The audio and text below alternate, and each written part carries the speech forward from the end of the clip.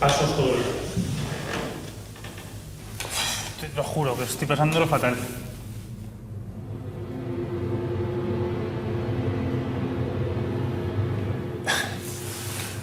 Voy a tocar un poco a ver si...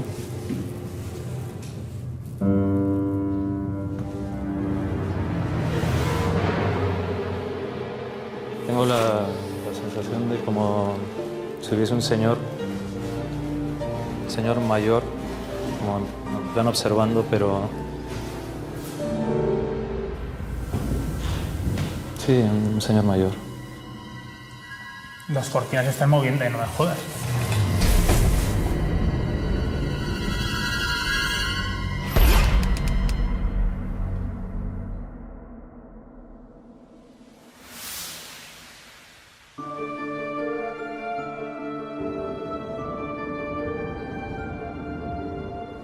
Buenas noches, bienvenidos a la nave del misterio. Como portavoz, de alguna forma, de este equipo, les deseo una muy feliz Navidad. Y les confesaré que estaba yo buscando hacía tiempo una historia digna del inicio de un programa en una fecha tan señalada. Una buena historia, una historia que nos reconcilie con lo mejor de la especie humana, que también existe, aunque habitualmente esta luz es solapada, es eclipsada, es enterrada por toneladas de informaciones sobre lo malos que somos, que también es una realidad. Siempre me acuerdo de aquel chamán que un día dijo aquello de: en nuestro interior hay un lobo blanco y un lobo negro y depende de ti a quien alimentes. Ganará la victoria sobre ti uno u otro. Bueno, eso nos pasa. Entonces yo buscaba y buscaba, y les confesaré que había encontrado una historia de un padre y una hija y un amor a prueba de bomba, pero me salió rana esa historia. Seguro que ustedes están enterados por las noticias. Era una historia maravillosa, preciosa, que debería haber sido verdad. Y yo no he cejado en mi empeño. ¿Con qué cuento de Navidad puedo empezar yo mi programa? Pero que al mismo tiempo tenga algo de misterio, algo que pueda indicarnos cómo la mente humana es capaz de lo mejor, aunque todos los guiones nos escriban permanentemente y desde niños lo contrario. Hay gente que se salta la norma. Todo ocurrió en 1914. Seguramente uno de los lugares más infernales que ha creado la especie humana. En pleno corazón de Europa, muy cerca de Bélgica, en unas trincheras que hemos visitado, que hemos contado, donde se inventaron 1001 horrores. Bueno, pues de lo peor nació lo mejor. Y ese lo mejor ha sido olvidado durante mucho tiempo. No se ha contado mucho. Quiero contarles este cuento, que es antiguo, pero que vale perfectamente para hoy.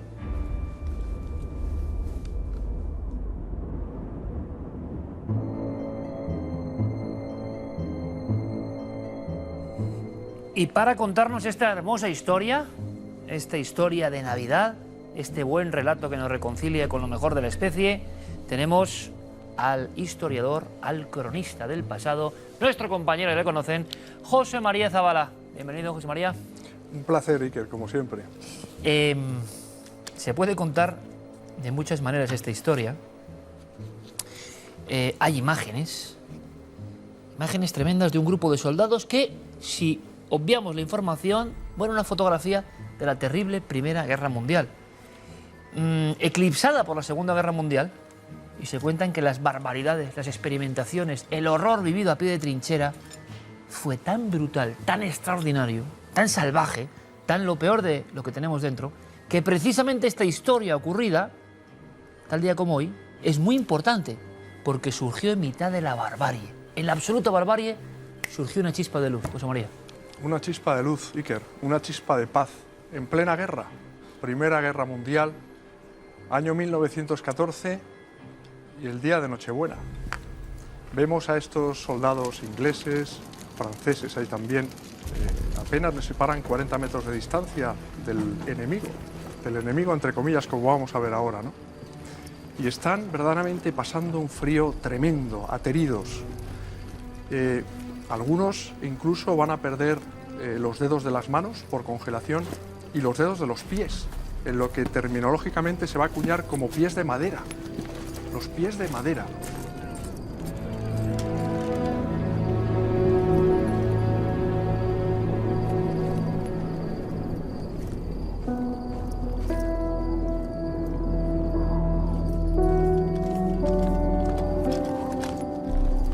en esa tremenda soledad, en ese tremendo frío, sin embargo, se produce una chispa de calor, ¿no? Los soldados británicos, que están apenas a 40 metros, como comento, ven repentinamente cómo están adornando con unas guirnaldas unos abetos, iluminándolos, que ha sido un detalle que ha tenido el último emperador, Guillermo II de Alemania, en enviar a sus soldados esos objetos navideños junto con ranchos de comida. Llevan pan, tienen salchichas, tienen licores. Y están en las inmediaciones de Bélgica. Unos meses antes, en julio, el ejército alemán ha invadido Bélgica en su afán por conquistar París a toda costa y, sin embargo, se ha encontrado con una contraofensiva brutal que les ha obligado a cavar esas trincheras en las que vemos a estos soldados, como digo, ateridos, en unas condiciones infrahumanas. Las trincheras del embargo, horror, quizás las más terribles trincheras de la historia de la humanidad, las de la Primera Guerra Mundial en esta comarca. Tremendas, tremendas, además en unos tiempos en los que ellos se batían a cuchilladas y culatazos, ¿no? En el cuerpo a cuerpo, era verdaderamente tremendo, ¿no? No es como ahora, antes era verdaderamente espeluznante, ¿no? Ver esas acometidas, esas ofensivas con la bayoneta calada, ¿no? De esos fusiles Mauser que llevaban los alemanes y los Lee-Field que llevaban los británicos. Y entonces, como decíamos, se produce una chispa de esperanza, ¿no? De paz. Ha llegado el día de Nochebuena y en la trinchera de los británicos se crea cierto desconcierto, porque ellos han divisado esos abetos iluminados y empiezan a percibir unos rumores que se van intensificando hasta constituir todo un cántico a la paz, ¿no? Stille Nacht, heilige Nacht, alles schläft, einsam war, nur das laute und heilige Tag, voll der Knabe mit offenem Haar. Silent night, holy night, always calm, always bright, round young virgin, mother and child.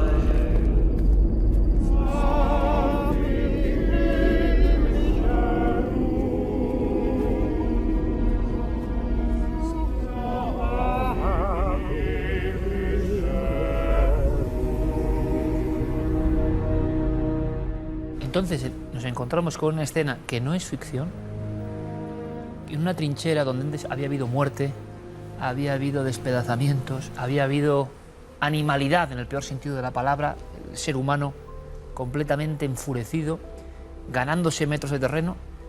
Nos dibujas una escena en la noche de Navidad. Ese abeto es el culpable de que tanto en alemán como en inglés y en francés coinciden en la noche helada el mismo villancico en diferentes lenguas. Pero hay una comunión entonces ahí. Hay una comunión en la que se dejan a un lado los odios, las rencillas ideológicas, políticas de los bandos distintos y se dan cuenta de que son seres humanos, que están en una fecha muy señalada y que tienen que celebrar la Nochebuena y la Navidad. Pero ¿esto qué ocurre? Que cuando llegan a cantar el poder de la música, ¿no? Y el poder de ciertas músicas, han callado los fusiles, han callado las balas, José María. Imaginemos un poco la Torre de Babel de lenguas cantando en la misma sinfonía. ¿Qué pasa? ¿Que empiezan a perder el miedo? ¿Empiezan a asomarse? ¿Qué ocurre? Bueno, hay un soldado alemán que sale de la trinchera. Uno solo. Uno solo, con las manos en alto, esgrime un pañuelo blanco en señal de paz, de tregua, y se va aproximando muy lentamente, con natural recelo y miedo, hacia la trinchera enemiga de los ingleses y los franceses.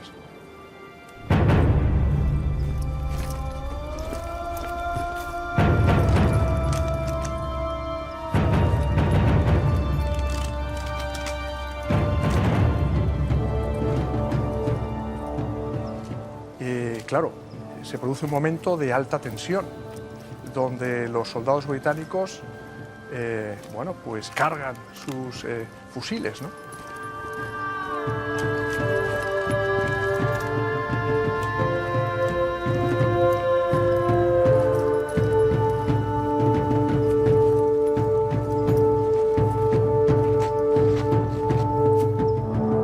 Y se dan cuenta de que al amanecer ya hay luz suficiente para poder vislumbrar cómo este soldado alemán llega al ecuador de esa tierra de nadie que separa las dos trincheras y deposita en la tierra una cajita dorada con cigarrillos.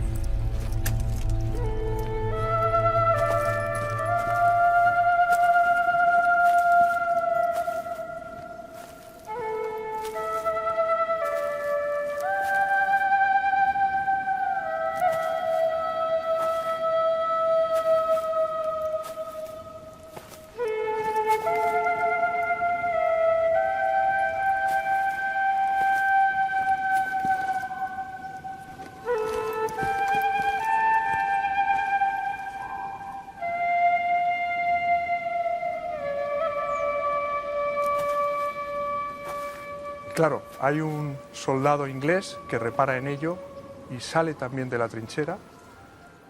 Va a hacer algo parecido a lo que acaba de suceder con este soldado alemán y avanza unos pasos y junto a esa cajita dorada de cigarrillos deposita una petaca con whisky. Ellos se quedan mirando uno al otro al principio con cierto miedo, pero al final se van acercando, se van aproximando, se estrechan tímidamente la mano y al final se funden en un abrazo como si fuese de cera. Realmente hay todas esas prejuicios, ellos han matado, acaban de matar, el suelo está sembrado de cadáveres de uno y de otro bando, pero en ese momento crucial de la historia los bandos han dejado de existir para dar paso a los seres humanos, con nombres y apellidos, a las personas que están por encima, repito, de las ideologías, de las mezquindades, de los recelos, de los odios, de los rencores. Qué interesante es contar esta historia ahora mismo, ¿eh? En esta fecha y en el mundo del 2016, y por lo menos en nuestro país. A veces hay que ver la historia para ver algunas lecciones. En mitad de la más absoluta barbarie, hay que imaginar, como tú dices, José María, tan magníficamente, el recelo que tuvieron que tener, porque te mataban. O sea, hay que imaginar la escena. Ese recelo, esa confianza en el fondo en el otro ser humano, pero que sabes que puede irse todo al garete por cualquier mal paso, mal movimiento, y se abraza. Empieza entonces uno de los episodios de la historia más asombrosos y que precisamente, quizá por el poder y lo que significa, querido amigo, ha sido no tan promocionado, no tan conocido. Me apuesto lo que quieras a que miles de personas, cientos de miles de personas esta noche están conociendo la tregua de Navidad. La tregua de Navidad.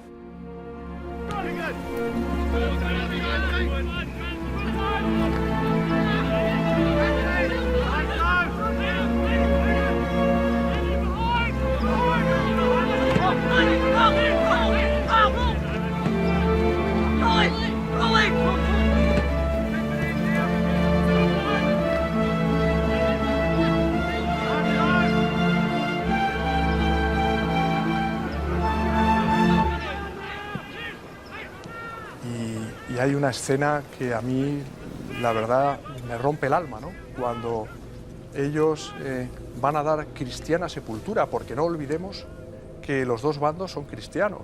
Los alemanes, aunque sean protestantes, en su mayoría son cristianos. Los ingleses, aunque sean anglicanos en su mayoría, son cristianos. Tienen una misma raigambre cristiana. Y eso lo ponen de manifiesto. ¿Cómo?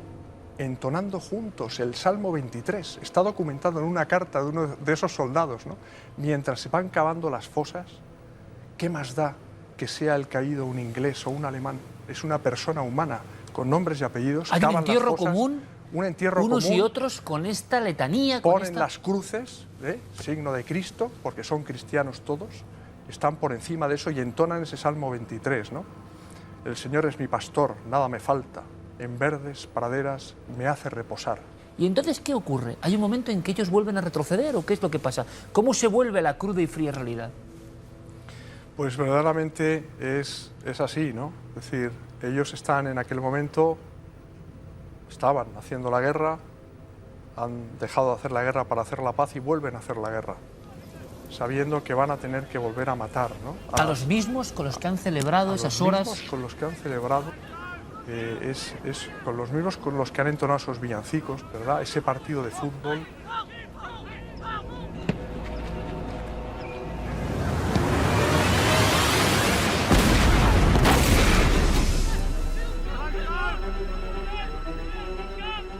A mí hay algo que me deja, Iker, de esta historia perplejo, y es que hubo luego represalias contra estos soldados que habían participado en esa tregua de Navidad.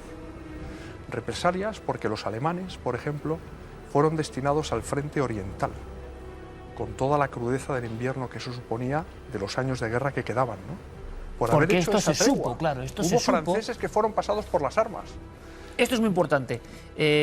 José María, esto es muy importante. Hay escenas míticas, ¿no?, que llegaron en las revistas de la época. El primer soldado que se acerca hasta la trinchera enemiga y empieza a pasar algo que nunca, que sepamos, ha ocurrido en la historia. Bien, fueron señalados. O sea, estos se habían saltado el guión de las guerras. No podía ser. No podía ser. Verdaderamente las guerras son lo que son, ¿no? Algo que no debería ocurrir jamás, ¿no? Pero ellos se dieron pues esa tregua, ¿no? Se la dieron libremente, sabiendo probablemente que iba a desatar reacciones que no les iban a gustar.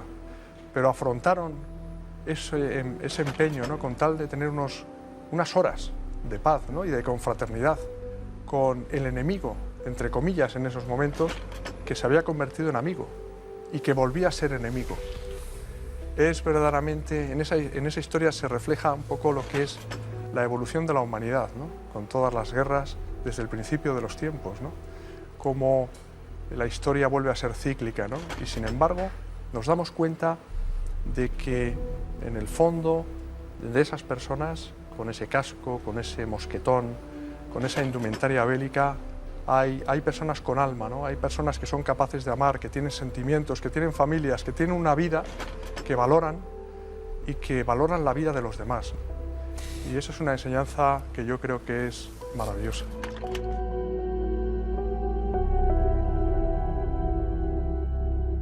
Un expediente X navideño real, porque el comportamiento de estos centenares de soldados en la franja más terrorífica seguramente del siglo XX, en uno de los lugares más negros y más abisales del siglo XX, que lo hemos recorrido, por cierto, Pablo Villarrubia, nuestro compañero, tiempo después estuvo en esos campos de batalla de la tregua del año 14. Y ni más que ver lo que se ha recuperado, el tipo de máscaras, las trincheras como eran, para darse cuenta de que eso era el infierno en la tierra. Y de pronto en el infierno en la tierra, unas canciones y unos gestos y unos símbolos demuestran que los seres humanos están por encima de cualquier nacionalidad, de cualquier bloque, de cualquier ideología. Pero esto se llevó a cabo, se jugaron su vida. Muchos murieron después, no precisamente en la batalla, sino porque otros poderosos pues no les gustó. Pero a ustedes estoy seguro que les ha encantado. Estamos tan faltos de historias de Navidad, estamos tan faltos de historias que nos demuestren hasta qué punto es absurdo, ¿no?, la batalla y cosificación del otro, que a mí me ha encantado, José María Zabala, querido compañero, tener esta historia. Era necesario empezar este programa en esta fecha con una historia que nos despierte un poco de paz, que nos encienda a todos en el alma esa chispa, como vieron por encima de la trinchera, en forma de abeto en este caso. Estamos más enfrentados que nunca y seguramente con el divertimento de entidades e individuos que ni conocemos, y todos haciéndonos la guerra a otra forma. Pues es bueno recordar esta historia para aprender de ella. Ojalá quede en el alma de muchas personas la maravillosa, increíble, dramática y mágica al mismo tiempo tregua de la Primera Guerra Mundial, 1914. Como siempre, nuestro cronista, José María Zabala, Muchas gracias, amigo. Felices fiestas. Gracias a ti, Iker. Gracias, de verdad. Creo que es más necesario que nunca, nunca mejor dicho. Vamos con más cuestiones. Esta noticia yo quería traerla. Quería empezar. Vienen muchos contenidos, como ustedes saben, algunos más intrigantes, otros más de investigación. Hay alguno macabro, es verdad. Pero déjenme que en esta noche tan especial, tan mágica, tan trascendente, empecemos con una muestra de lo mejor del ser humano que se demuestra en la peor circunstancia. Conservada en ámbar. La pieza, que estaba a la venta en un mercado de Birmania, tiene 99 millones de años de antigüedad y contiene por primera vez en la historia material de dinosaurio, huesos, carne, piel e incluso sangre. Además, ya se ha comprobado a través del microscopio que el animal contenía fluidos cuando quedó atrapado en la resina de árbol que finalmente formó el ámbar, e incluso que podía estar aún vivo. Para los estudiosos es un hallazgo único, ya que podrán conocer más sobre la biología de los animales que dominaron la Tierra hace más de 160 millones de años. Y los más fantasiosos han pensado que se abre la puerta de la posible clonación de estos animales extintos y un futuro parque jurásico. Nos vamos a Francia, donde se ha inaugurado una nueva réplica de la célebre cueva de Lascaux, descubierta hace más de 75 años y cerrada al público en 1963 tras descubrirse que estaban proliferando hongos. En la neocueva se pueden observar las extraordinarias reproducciones de las pinturas prehistóricas de hace 18.000 años que descubrieron 4 adolescentes un 12 de septiembre de 1940. El único que queda vivo es Simón Coensas, al que al entrar en la réplica ha declarado que es una maravilla. Tuve la impresión de estar dentro de la verdadera cueva. La momia de un niño de no más de 4 años ha reescrito la historia de la viruela. El pequeño, que murió en 1654 y que estaba infectado con el variola virus, fue enterrado bajo la iglesia del Espíritu Santo de Vilna, en Lituania, y gracias a las condiciones de la cripta quedó momificado. Gracias a eso se ha podido analizar el virus para descubrir que la viruela del niño es antecesora de las demás, y el análisis genético de esta muestra y su comparación con el genoma de otras 42 muestras de pacientes de todo el planeta recogidas a lo largo del siglo XX señalan que todas provienen de un virus que pululó por Europa entre finales del siglo XV y finales del XVI, cuando se produjeron las grandes expediciones y los españoles llevaron la viruela a América. La viruela ha sido una de las enfermedades más mortíferas de la historia y costó más de un siglo de vacunaciones masivas erradicarla hace apenas 40 años. Hoy solo 2 centros de Estados Unidos y Rusia conservan muestras del virus. Y acabamos con el descubrimiento de un nuevo dibujo de Leonardo da Vinci, que sin saberlo poseía un médico retirado. Este hombre, que visitó la casa de subastas de arte Taján, llevaba un portafolio con 14 bocetos y dibujos que pretendía vender, hasta que uno de los expertos en obras maestras se dio cuenta de que uno de ellos era del genio renacentista. El dibujo de San Sebastián atado a un árbol había sido realizado por un zurdo, como lo era Leonardo, y además en la parte posterior de la hoja había otros 2 bocetos científicos y unas notas. La obra pudo ser realizada durante la etapa del maestro en Milán, entre 1483 y 1495, y ahora está valorado en cerca de 15,8 millones de dólares.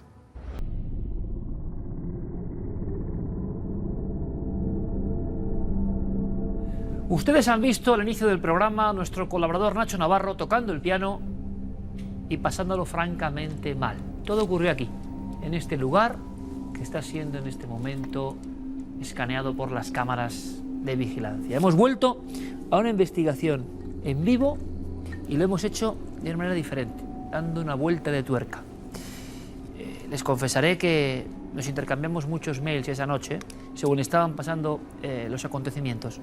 Mi buen amigo Paco Pérez Caballero, 11 años en cuarto milenio le contemplan, estaba abrumado, desconsolado. El equipo estaba viviendo una serie de acontecimientos y por eso no hay una noche sino 2. ¿Por qué?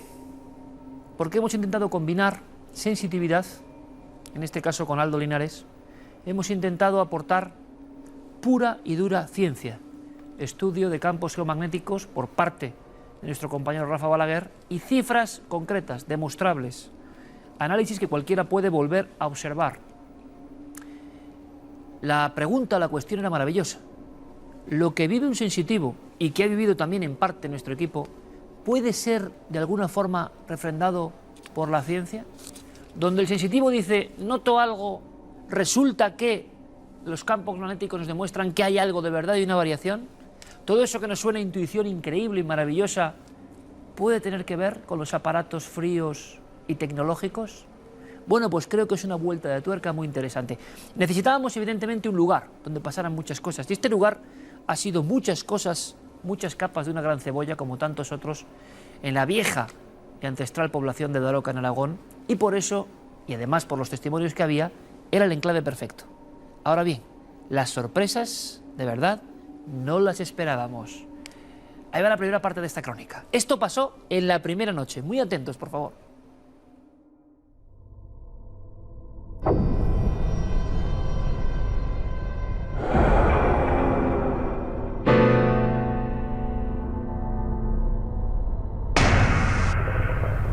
Recorremos el antiguo convento de la Merced de Daroca, convertido hoy por sus dueños en un museo de la música, en el que se ofrecen conciertos. Aseguran que hay un fantasma. Y son tantos los testigos que resulta difícil dudar. Cuando voy a llegar a la puerta que estaba cerrada, de la puerta del salón, me echo para atrás y digo, uy, qué raro. Y abro despacio y al abrir y al entrar veo como una neblina. Y dije, ¿pero qué pasa aquí? No, empecé a tener miedo, te lo juro que empecé a tener miedo y me fue a mí sudando y yo dije, Dios mío, ¿qué pasa aquí? Olor, sobre todo, un olor siempre incienso, pero era muy curioso porque, por ejemplo, estabas en una zona, olía un montón de incienso, subías 2 escaleras y cuando bajabas esas 2 escaleras ya no olía. Ya, cuando querías avisar a alguien ya no olía.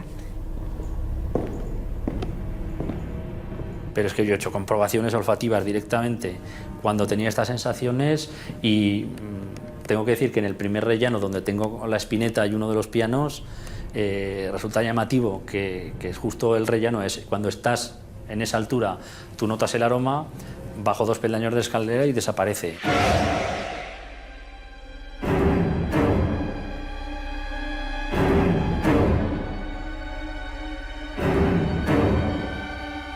Aunque tiene presencia en toda la casa, la mayoría de los encuentros con el presunto espectro se producen en la primera planta, donde hay una sala dedicada a Mingote y se exponen distintos instrumentos antiguos. En una sala en concreto, pues estaba barriendo y yo tengo la costumbre de llevar el pelo suelto y noté perfectamente cómo alguien me retiraba el pelo. No tacto de nada, sino cómo me retiraban el pelo. Entonces miré hacia todos los lados y estaba yo sola. Seguí y otra vez lo mismo. Estábamos aquí haciendo una reunión con unos compañeros y el dueño del local nos invitó a enseñárnoslo. Y cuando estábamos en la sala de instrumentos, él comenzó a tocar uno de los pianos que tiene para enseñárnoslo y yo por detrás noté que me empujaban. Yo pensaba que había sido mi marido. Pero después me di cuenta que me había empujado unas manitas pequeñas y cuando me giré pues no había nada, no había nadie detrás de mí. Yo estaba limpiando la sala grande y estaba en la zona del piano grande, entonces me quedé quieta, bajé las escaleritas que hay 2 escalones y oigo un piano. Digo, pero si estoy al lado del piano, me acerco, miro, no hay nadie y ya. Miro el piano y ya bajé abajo, digo, oye, estaban las compañeras abajo, digo, he oído el piano. Dicen, ¿cómo que el piano? Dice, esta es blanca. Digo, que sí, que he oído el piano.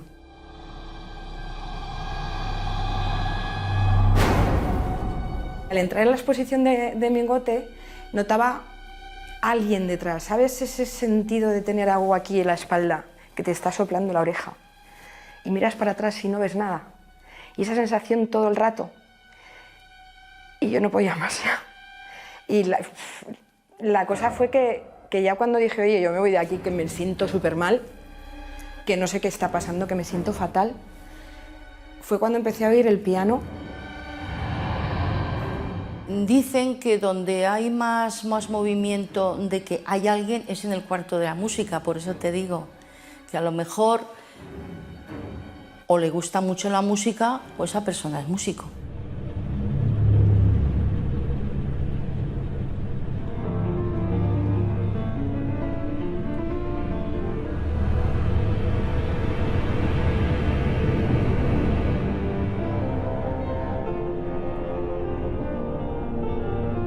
Quizá por esa atracción que parece sentir por la música, se manifiesta con más fuerza cerca de los instrumentos, en el salón de actos y en las salas aledañas.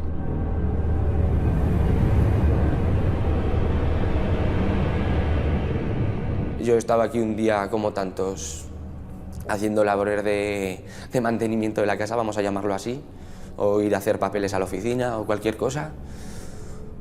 Y bajando las escaleras llegó al rellano y a unos 5 metros por delante de mí pasó una especie de sombra, salió por una puerta, que es la que tengo detrás mío, y entró por la que tenía enfrente. Te puedo decir que podía ser una especie de niño que llevaba un saco por encima. La verdad es que no llegaba al suelo esa sombra, ¿eh? Tengo que reconocer que estaba a unos 30 centímetros del suelo, porque es que la vi claramente y lo puedo describir. A unos 30 centímetros del suelo y podría levantar 1,40 metros, 1,50 metros.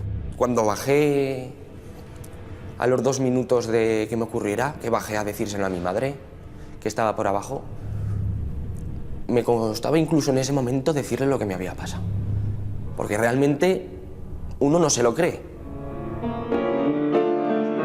Decidimos hacer una prueba, dejar a Nacho Navarro en completa soledad para ver qué sucede si toca el piano.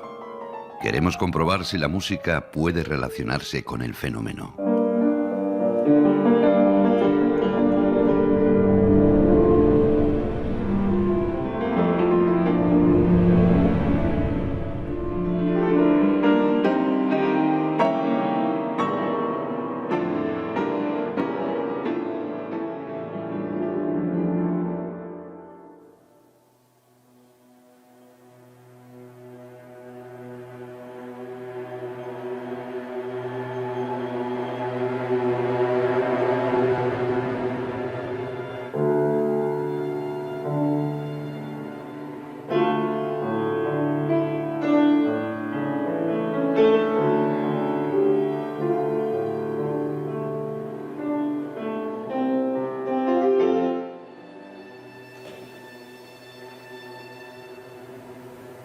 Hay una puerta aquí, que es un acceso con 2 cortinas abiertas, y además hay el hueco.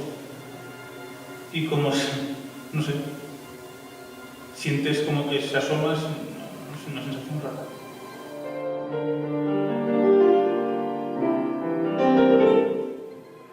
En serio, ¿y cómo pasa?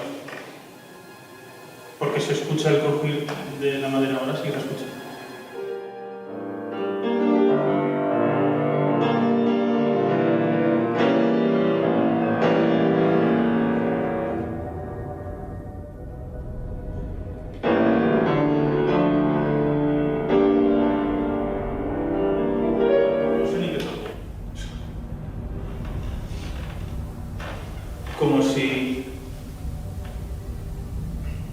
Como si lo que estuviese allí se pusiese en la cámara donde siempre está, en este caso, José Alberto, ¿no? Donde se coloca el Corazabal, y como que se quedase mirando lo que graba la cámara. Hay pasos todo el tiempo.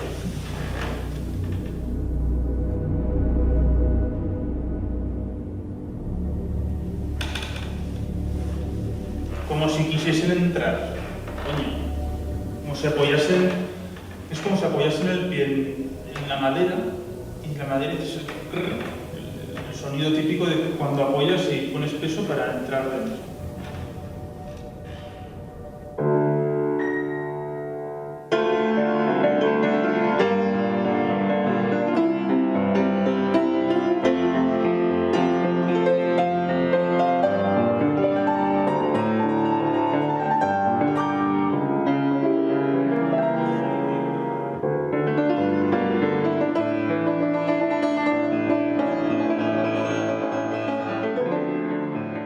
Lo que percibe es tan extraño que nos pide que volvamos a dejarle solo, y sus nervios terminan por quebrarse.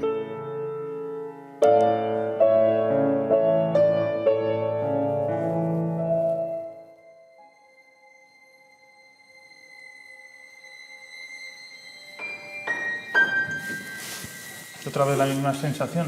Bueno, es que se ha escuchado.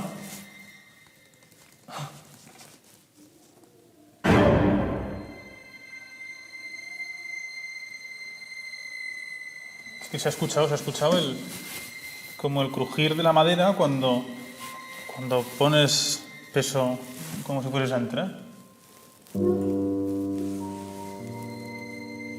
Otra sensación.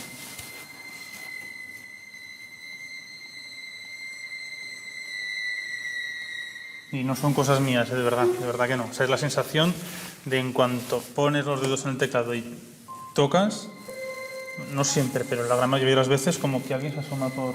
No, alguien como que se asoma algo por la cortina. Las cortinas se están moviendo, no me jodas. Se están moviendo como si hubiese aire, pero un poco así, están como por abajo y porque no son cosas mías. Os prometo que hay roce como de pantalón, como cuando alguien roza al andar, pero sin escuchar los pasos. Me estoy poniendo bastante nervioso. Os prometo que esas cortinas se estaban moviendo. O sea, muy ligeramente, pero está moviendo de arriba y abajo y son largas y pesan, ¿eh? Que esto tendrá... Los 3 metros largos los tiene.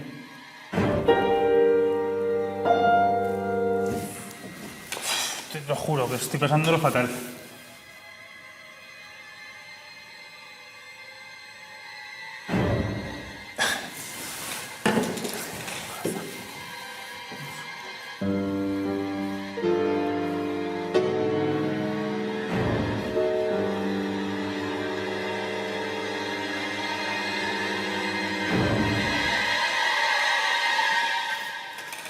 No, pero aquí no me quedo más.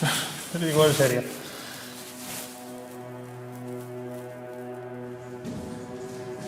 ¿Qué pasa? ¿Qué pasa? Que te lo juro, vamos. Y es que está por cogerte la cámara. Pero que había un momento en el que estaba tocando y solamente la misma melodía, la de... Una cosa que me inventaba antes.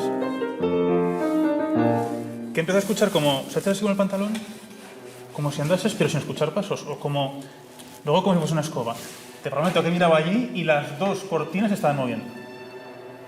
Pero esta zona de aquí, justo. Estas dos cortinas se estaban moviendo de abajo y una de abajo toca el suelo. La del fondo. Y mira que me tiembla hasta el pulso. Vamos, puedes hasta mirarlo. Mira, tío, que no me hace ninguna gracia. Aún impresionados, instalamos una sofisticada cámara de seguridad que se activa con el movimiento y dejamos nuestras grabadoras.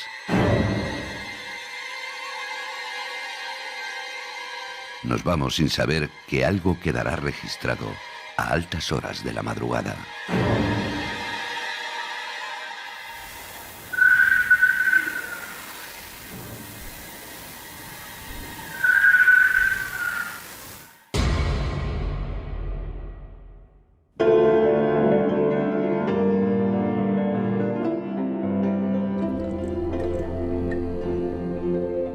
Ahí tienen la escena.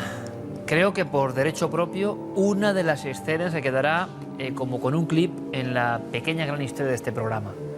El ambiente casi romántico. Nuestro amigo Nacho Navarro, escéptico del libro hace no tanto tiempo, tocando esas piezas musicales en la soledad más absoluta, en Daroca, en este viejo convento, de alguna manera reconstruido, donde pasan cosas. Pero claro, estamos viendo el proceso exacto, quizá, de desestructuración, de angustia. ¿Cómo puede ver el testigo un fenómeno? ¿Y cómo el testigo puede ver lo inexplicable manifestándose? ¿Qué rostro debe poner? Eso de rostro demudado, ¿no? Bueno, pues lo estamos viendo en esta filmación. Que les seguro es la realidad, lo que nos ha ocurrido. ¿Tendrá una explicación o no? No lo sabemos. Pero desde luego, pocas veces, a lo largo de estos 11 años de programa, hemos visto todo ese deambular de la anatomía humana poniéndose tensa, con esa especie de risa nerviosa en ocasiones, con esa incredulidad en la mirada. Es como si nosotros fuésemos el propio fenómeno y observásemos a Nacho Navarro. Es el espejo que nos devuelve la mirada del testigo cuando se ve asombrado por lo otro. Y yo sé que el shock continúa en nuestro querido amigo Nacho. Bienvenido como siempre, compañero. Buenas noches, Iker. Vaya momento, ¿eh? ¿Ahora qué sientes al verlo? Bueno, yo ahora, claro, te ríes un poco porque era el no controlar la escena, el no controlar el momento, y es lo que más nervioso pone a una persona, el descontrol, y encima va más, hasta que llega un momento en el que ya le pide a Paco que suba porque yo no quería seguir con el experimento. Tú eres un hombre además muy bien hablado, refinado, ahí le vemos tocando el piano, hace de todo este muchacho, y con gran arte, e incluso sueltas varios insultos improperios, que son la autenticidad, porque eso te rompe los esquemas, te está molestando en cierto momento. Lo que parece curiosidad de un inicio, empieza a ser algo que te vigila, que parece que clava sus ojos en tu nuca, que te empieza a poner realmente en una situación de malestar. Es una cosa molesta porque jamás había sentido una cosa parecida, pero no en ese momento.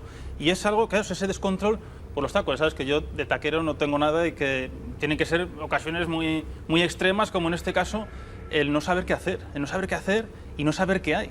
Pero qué es que hay, había algo. Y es ese momento el que te lleva, yo creo que a la cabeza un poco a no saber, sobre todo desubicarte. Estaba completamente desubicado. De tal forma que, mira, que tengo piezas en la cabeza de musicales y formas de tocar, que no sabía qué tocar. Que no sabía porque no tenía un recurso, sino no me salía nada. Además le comenté a mi compañero Paco, digo, Paco, es que no sé qué estoy tocando, es que no sé qué hacer. O sea, perdí completamente la noción del tiempo, de la memoria. Claro, no sabía porque ni dónde ahí estaba. son tiempos de televisión, y vean que hemos dejado experiencias mucho más largas, parece que llamas y ya está Paco encima, ¿no? Pero tiene que haber un periodo donde sigues solo, que me imagino que llega a ser angustioso, para que tú, que eres un tierrón, que sabemos además de cómo te juegas el tipo, ayudando y viendo circunstancias que hemos hablado de la hermandad a la que perteneces, histórica en Zaragoza, no eres un hombre especialmente asustadizo, precisamente, cuando os encargáis de recoger cadáveres en Zaragoza. Pero esto despierta a ti un rostro que es el rostro, yo creo, del que ve lo asombroso. Es que era el cúmulo porque además había una serie de sonidos que yo estaba escuchando a la vez. Escuchaba unos pasos, escuchaba sonidos de vasos y copas que es que estaban al lado. Escuchaba como voces, como pasos que venían hacia mí. Detrás de la cámara de José Alberto, el compañero, es que ahí había algo que estaba como grabando desde ese punto. Había algo que estaba como grabando, tenía la sensación de que alguien te estaba vigilando. Una sensación, alguna vez, en rara ocasión, pues bueno, en alguna iglesia tocando siempre sientes pues, como que hay alguien, ¿no? Como una persona que pueda estar cerca, pero es que era como si estuviese encima. Y en ese caso, como si estuviese saliendo de la puerta que hemos visto con las dos cortinas y detrás de la cámara. Como si estuviese grabándome, como si estuviese controlando la imagen que se está grabando.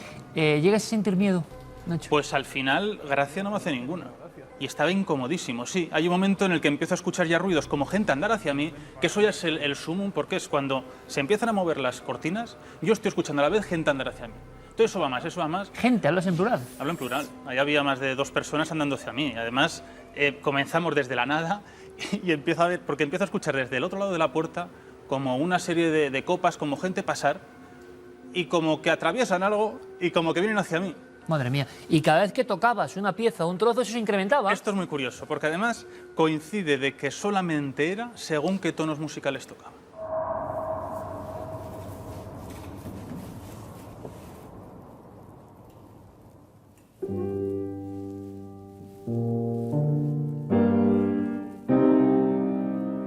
Si tocas en sol menor, es cuando tienes todo el rato esa sensación allí.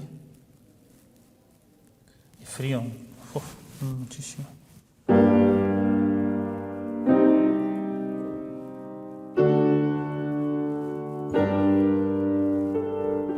Sí, te lo voy a contar. Tan curioso era que cuando yo ponía las manos en el teclado y daba el acorde, en ese momento sentía como que algo se estaba acercando o algo estaba mirando. Alguien está intentando atravesar el marco de la puerta y escuchaba la madera cuando pisas esas maderas que están un poquito antiguas y suenan y chirrían. Que se oye el sonido en alguna ocasión y no sabemos si es movimientos tuyos que habrá en parte o otra cosa, pero se oye el crujido de la tarima. Y en cuanto ponía las manos en el teclado, automáticamente tenía esa sensación.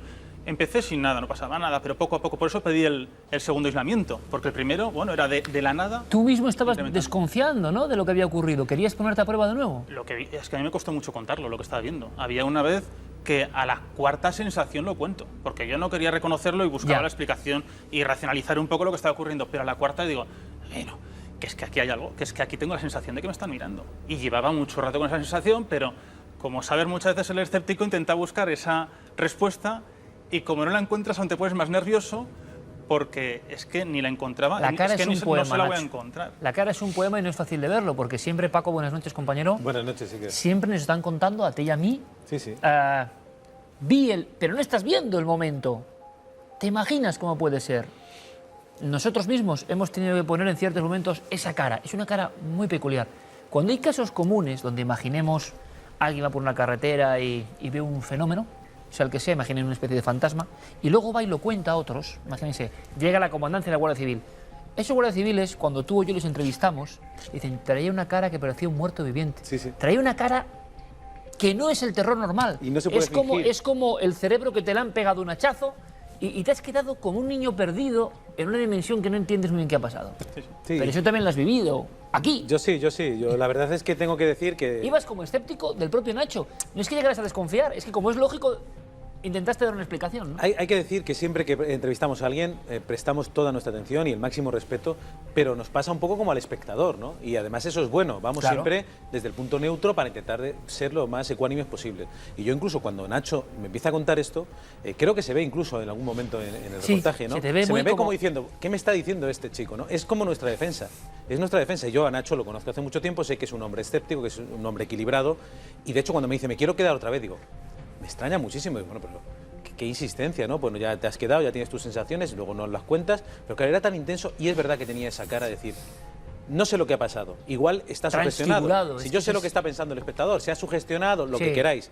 Yo le vi y quizá pensé lo mismo, pero sí que vi que era verdad. Fuera por lo que fuera. Y claro, se quedó la segunda vez y la segunda vez ya salió absolutamente descompuesto. Parecía que era el lugar ideal para unir esa sensibilidad, lo que ha vivido, por ejemplo, Nacho, con la pura ciencia. Yo te estaba escuchando, Nacho, y me imagino, por ejemplo, que nuestro querido doctor Gaona tendría mucho que decir, porque él ha trabajado mucho en las esferas, en el ambiente donde se mete la mente humana, a veces motivado por ciertos campos geomagnéticos, a veces por la música. Es muy curioso, como si nuestro umbral de percepción aumentase o disminuyese. En ese momento de sensibilidad extrema, nuestro amigo Nacho lo pasa francamente mal. Tienes ahí un papel, Nacho, por cierto, que es muy gráfico, me gustaría que lo enseñases a la cámara, que nos demuestra lo que mucha gente ha visto ahí. Esto, ¿lo explico lo que es? Sí. Bueno, pues el otro día, concretamente hace 2 noches, justo antes de acabar el reportaje, hay unos clientes que acuden, abajo hay una cafetería, acuden a la cafetería y son un matrimonio con una niña de 4 años. La niña de 4 años, bueno, pues empieza a aburrir un poco lo que es durante el postre y a la camarera le pide un papel y un bolígrafo. Bueno, pues por lo menos para entretenerse y para dibujar. Y la niña hace este dibujo, un dibujo que se lo va a regalar a la camarera. Y le dice, oye, pues qué bonito. Dice, fíjate, me has dibujado una princesa porque lleva una corona. Dice, no, dice. Y al final le dice, bueno, ¿y qué es? Dice, es una niña disfrazada de princesa que está bajando por las escaleras que hay ahí detrás con una bandeja portando unas copas. Que la había visto. Que la había visto, pero que en mi aislamiento yo escucho una bandeja con copas moverse y yo creo que recogemos una voz que dice de una niña se han caído. Y lo escucho perfectamente y además creo que lo dije, digo, he escuchado una bandeja con copas moverse al otro lado de la puerta, justamente detrás, y el audio se recoge. Hay que decir que, claro, no había nadie. Para quien piense que ahí había una actividad frenética, el aislamiento siempre es en la total soledad, doble aislamiento en este caso, y grabaciones las hay. Hay unos gritos, Paco. Sí, hay unos Lo que pueden ser unos y hay gritos. otra vez esa rabia de no poder llevarle al espectador hasta allí, ¿no? Porque claro, hay una serie de grabaciones que nosotros revisamos muy emocionados porque con cascos, en las condiciones óptimas, se oye cómo se cae una bandeja, pero es que después de eso se oye una voz metálica que dice algo así como se ha caído y que yo interpreto que es como una niña.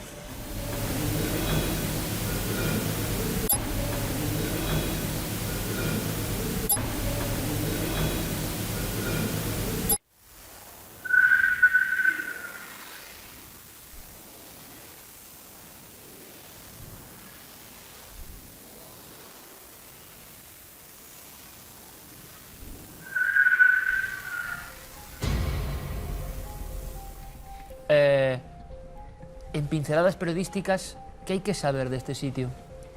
Pues la verdad es que es un sitio que ha tenido tanta historia que es muy difícil concretar. También es frustrante por eso, porque los testigos nos hablaban. Sabemos que hay alguien, no sabemos si es un antiguo fraile del convento, si es alguien que ha podido estar aquí cuando ha sido hostal, porque ha sido hostal, decíamos que era oficina postal donde vivía el director de correos allí, ha sido a lo largo de la historia almacén de muebles, ha estado cerrado mucho tiempo, Convento. ha sido tienda y por supuesto convento, ¿no?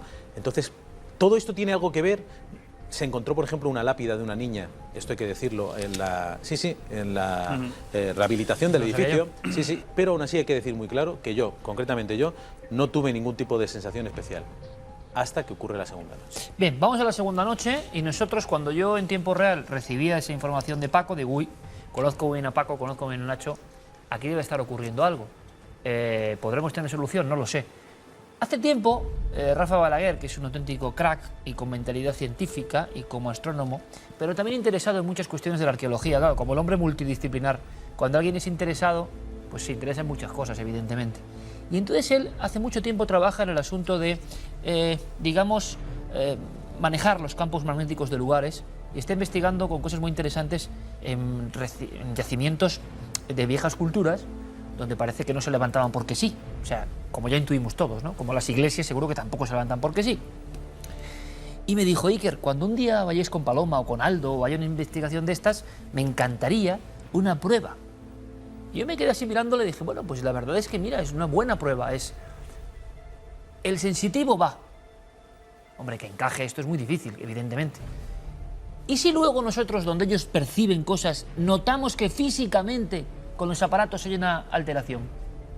Hombre, imagino que no es para llevar a ninguna revista científica, pero para nosotros y para ustedes les aseguro que tiene su valor. Esa coincidencia es extraña. ¿Habrá pasado o no? Ojo que nos conocen, ¿eh?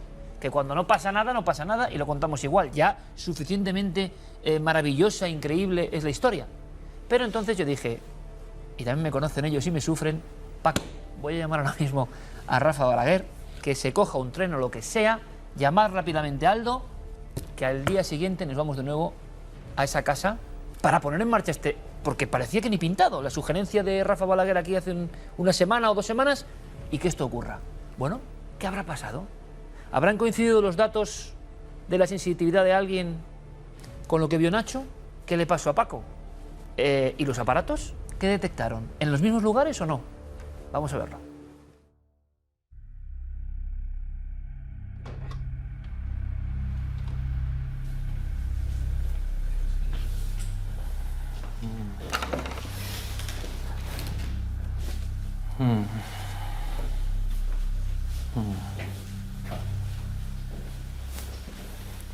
Me llama la atención los cambios estos de temperatura que hay, ¿sabes? Y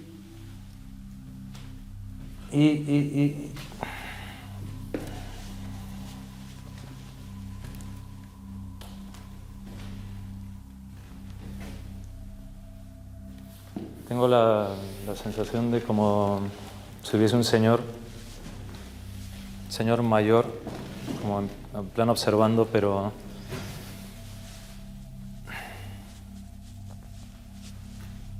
sí, un señor mayor. Es como un señor mayor, como delgadito, ¿sabes? Muy como sí, mayor, delgado, como pelo negro, pero como con entradas por aquí, ¿sabes?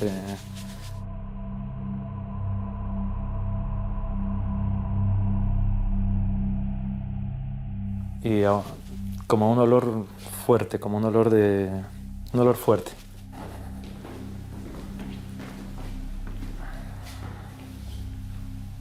Se mueve, está caminando. Y es como si él tuviese algún tipo de conocimiento de causa de algo. No sé qué, ¿vale? Pero es como que él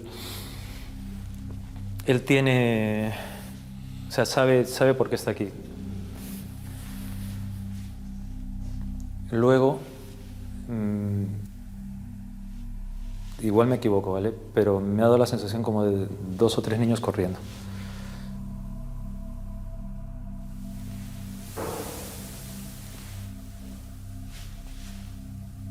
Puede ser la madera, puede ser otra cosa. Mira, yo, si te parece, Aldo, no sé si te podrá ayudar, pero yo te pediría que me acompañaras un momento a Nacho. Vamos a hacer una cosa y vamos a ver si tú, gracias a eso, puedes escuchar algo más o ver algo más. ¿Te parece, Nacho? Vale. Pues mira, acompaña. Pasa, por favor. Es lo que os dije del olor hace un rato. Sí, sí, al olor, sí. De repente ha venido un olor que no estaba.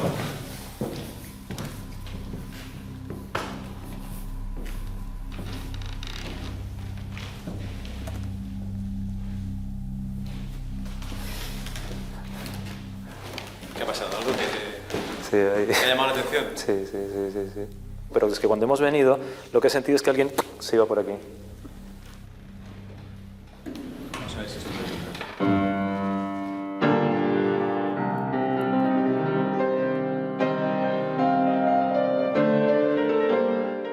Va a parecer un poco tonto, ¿vale? Lo que os voy a decir. Pero lo estoy escuchando detrás de esta pared. ¿Vale? Como si hubiese alguien detrás diciendo sí.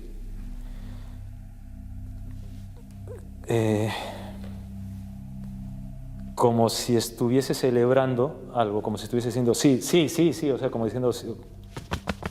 Está por aquí. Sí. Y está contento, está como, sí, como diciendo sí, sí, como vida, está como diciendo más. Está aquí, esta zona, ¿sabes? Esta zona. Y además me llama la atención porque es esta zona, o sea, yo le he sentido por aquí. Por aquí le he sentido. La habitación de los instrumentos.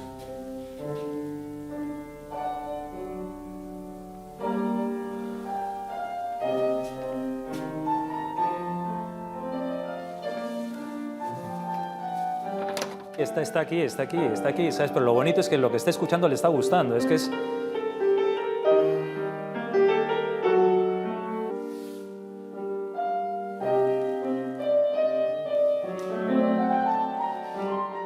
¿Quién es ese señor? Vale, es que me ha llamado la atención porque el hombre este, el que ha estado haciendo así, ha estado mirándole sonriendo.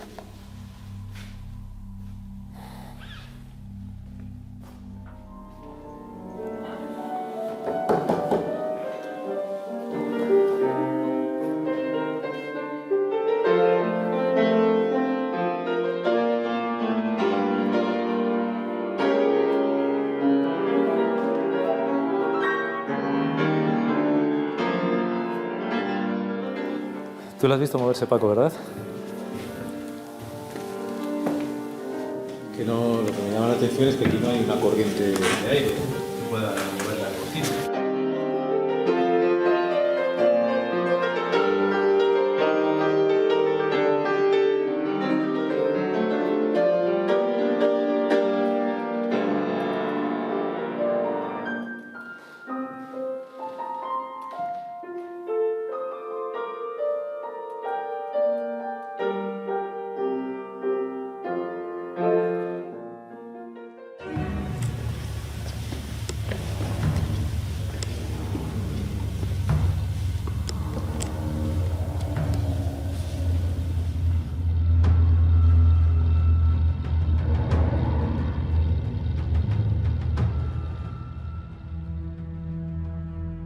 Bueno, aquí tenemos también 24.000 nanoteslas. Es un valor correcto.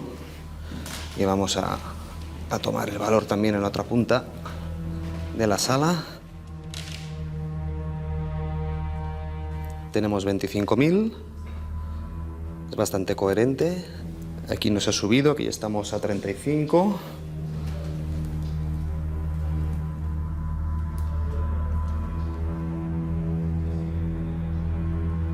Aquí también lo tenemos bastante alto, 34.000. Aquí volvemos a bajar. Claro, tenemos una diferencia de 10.000 nanoteslas en unos 2 metros. ¿Es mucho? Es mucho. Podemos considerar una anomalía significativa una diferencia de 2.000 nanoteslas de diferencia. A partir de 2.000 nanoteslas de diferencia, nuestro cerebro puede comenzar a experimentar percepciones peculiares, percepciones especiales. Dios, aquí ya... Madre mía. Es que aquí ya tenemos 43.000. Fíjate que aquí volvemos a bajar en picado. Aquí tenemos 23 otra vez. Entonces, geomagnéticamente, esta habitación es anómala. Es que aquí hay 22.000 nanoteslas de diferencia y es un... vamos, esto es increíble.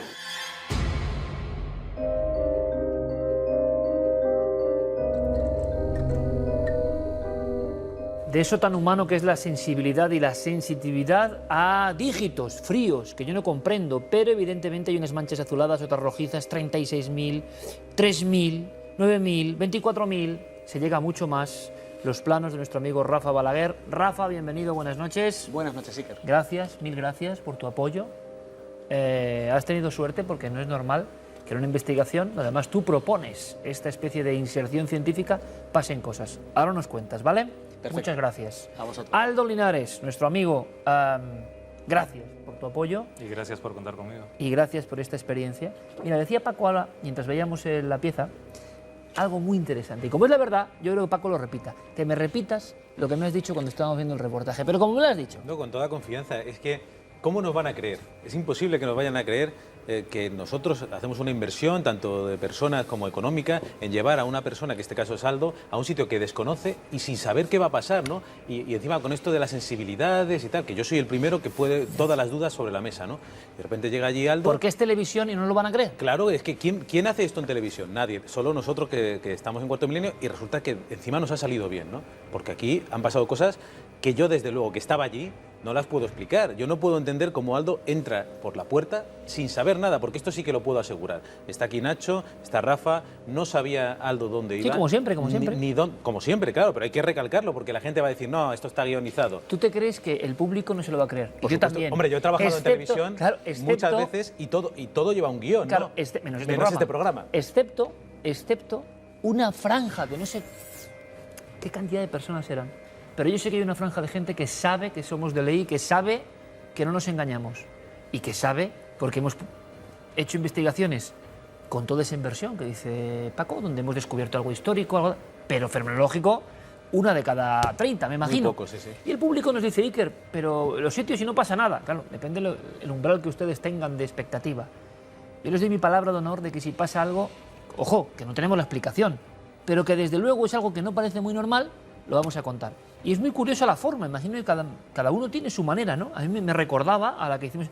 Esta es como... Pero rápidamente parece que ubicas una serie de lugares, ¿no? ¿Te llama la atención algo en especial? Sí, sí, sobre todo porque, para decirlo de un modo más o menos sencillo, lo que percibes son vibraciones también. Y claro, y los estímulos físicos, que en este caso son físicos, aunque yo recuerdo cuando estuvimos en una escalera, la bienvenida es un golpe. Entonces, claro, cuando levanto la cabeza para ver, porque el sitio es precioso, es increíble, y te encuentras un señor ahí arriba, suelo hacer pruebas para ver si lo que estoy viendo es real o es una impregnación, o si yo estoy también un poco. O sea, que tú mismo te pones sí. a prueba porque Sí, dices, oye, esto no puede empezar así, ¿no? Claro, claro, claro, y además es necesario, y por eso me encanta y me gustó mucho esta experiencia, porque es complementaria y porque también son muchos puntos de vista, pero claro, cuando tú ves esto, te planteas, lo primero es qué, luego por qué, para qué. Entonces muchas veces le dije a Paco, por favor, si me trabo, perdóname, porque es información muy rápida que llega. Te llega muy rápido, ¿verdad? Sí. La sensación que tengo yo. Sí, sí, Así sí. como la escuela de Paloma, puedo decir Sí, que es es más quizá más pausada, relajada, más y muy natural también. Aldo, a mí me da la impresión, sea lo que sea el fenómeno, que tu sensibilidad recibe un montón de impactos en cuanto ya estás en un sitio Sí. y luego hay que procesarlo. Y eso a veces el reloj corre muy rápido, ¿no? Sí, sí, sobre todo porque siempre tengo Siempre intento ir a los sitios con respeto, ¿sabes? Cuando entramos, siempre le decía a Paco, ¿puedo abrir esta puerta? ¿Puedo hacerlo? Porque es un umbral curioso, pero es un umbral en el que debes estar con respeto porque, sea lo que sea, tienes que tener un respeto. Pero claro, muchas veces cuando ese otro lado te puede intuir o te puede ver, también te da información muy rápido. Es como, imagínate que tú bajas en una calle de Pekín y te encuentras con una persona de Madrid y esa persona dice, no, él habla español, entonces intenta decirte 1000 cosas a toda velocidad y retenerlas a veces es complicado. Nacho, ahora podéis intervenir en cualquier momento, Ahora hablamos con Rafa. Nacho, ¿tú cómo te quedas? Pues yo primero me quedé tan sorprendido en aquel momento porque todo lo que yo había vivido, incluso por donde se había escondido, había aparecido bueno, lo que yo pensaba que había alguien es donde Aldo corriendo fue detrás de él. Además fue una velocidad y dice, no, es que está aquí, es que está aquí, es que está detrás. Y luego me animaba a seguir tocando porque le debía como agradar, ¿no? El señor este llevaba unas entradas, era un señor elegante. Unas entradas, el pelo negro, con unas gafas, una corbata de esta de pajarita. Pero cuando tocaba Nacho, estaba como encantado. Situado en un lugar concreto. Sí, estaba... ¿Donde lo había visto Nacho? Sí, en la cortina, y luego se iba para una habitación que estaba detrás. Claro, como ya lo dije en la anterior vez que estuve aquí, civilinamente no me dijeron nada, con lo cual, cuando entré a la habitación le vi y el hombre estaba señalando un cuadro que estaba en el suelo, que era una foto de un señor. Luego, cuando salimos nuevamente y Nacho estaba tocando, el hombre estaba como alegre, era como sí, así, todo el rato señalándose. Y hubo un momento que se fue a un costado y señaló una foto que estaba en un cuadro, y en el cuadro estaba el hombre que viene en la otra habitación más el dueño de la casa. Yo no encontraba la explicación hasta que después vi la foto del hombre y pues... ¿Tú te quedas frío, Paco, cuando piensas, va a decir esto? ¿Quién es este hombre? Porque Aldo en ese momento dice, ¿quién es este hombre? Sí, que es un gran... No puedo evitar la desconfianza todo el rato, porque claro, es que quiero hacer ver que yo soy como cualquier espectador que va con Aldo y no me lo acabo de creer, porque es que aunque está pasando delante de mis ojos y cuando ya se detiene en esa fotografía, lo que pienso es que va a decir, es este hombre, que es lo más fácil, ¿no? Hay una fotografía y señalas claro. Y yo he estado viendo que Aldo no ha estado mirando fotografías en ningún momento, él va como, no sé, percibiendo de otra manera, ¿no? Y se detiene en esa fotografía y dice, no, es que se ha quedado mirando esa fotografía como con cariño, ¿no? Como... Entonces me quedo porque luego ya nos va a explicar quién puede ser ese hombre, ¿no? Luego ya, cuando termina la experiencia esta tan intensa y ya recorremos la casa, está Rafa haciendo las mediciones, es cuando ya Aldo empieza a decir, bueno, ¿y este tal? ¿Y por qué este señor está aquí? Y entonces le explican los dueños de la casa también, pues mira, es que tenemos unos objetos de Mingote, porque como, bueno, eran marqueses de Daroca y tal, y ahí tenemos, por eso tenemos esa sala tan grande de Mingote. Y entonces se va a detener ya Aldo en otra fotografía. Antes de eso, de ese momento, y por supuesto con todo el respeto del mundo, lo que hemos vivido y lo que hemos o han sentido, ahí lo volcamos. Podemos estar equivocados o no. Pero desde luego pocas veces hemos tenido la pinza de diferentes posibilidades y gracias a Rafa tenemos estas mediciones. Bueno, tú Paco era el desconfiador y así debe ser en este momento. Ya lo de Rafa pensabas que era imposible que coincidiese. Yo esperaba que Rafa llegara a poner, porque antes de que entrara Rafa en juego, ya nos habían pasado cosas a todos, ¿eh? Yo tengo que decir que en este reportaje es el único en el que yo directamente he visto cosas. Yo he visto que la cortina que decía Nacho, no la primera noche, pero la segunda noche yo vi cómo se movía. Aldo me decía, ¿la has visto? La vi varias veces moverse sola. Hay un momento que es muy sutil, que se ve algo en la imagen y se ve la lámpara también. Grabar. Es lo único es que no da tiempo, las cosas estas son muy difíciles, pero es que las vimos perfectamente. Yo cada vez que me acercaba o miraba Aldo también, ¿no? Vimos cómo se movía la cortina. A Nacho no le sorprendió porque él ya la había visto moverse sola. Ya sé lo que están pensando, una corriente. Bueno, estuvimos mirando las corrientes porque claro, nosotros mismos somos los primeros en descartar. Vimos moverse las lámparas.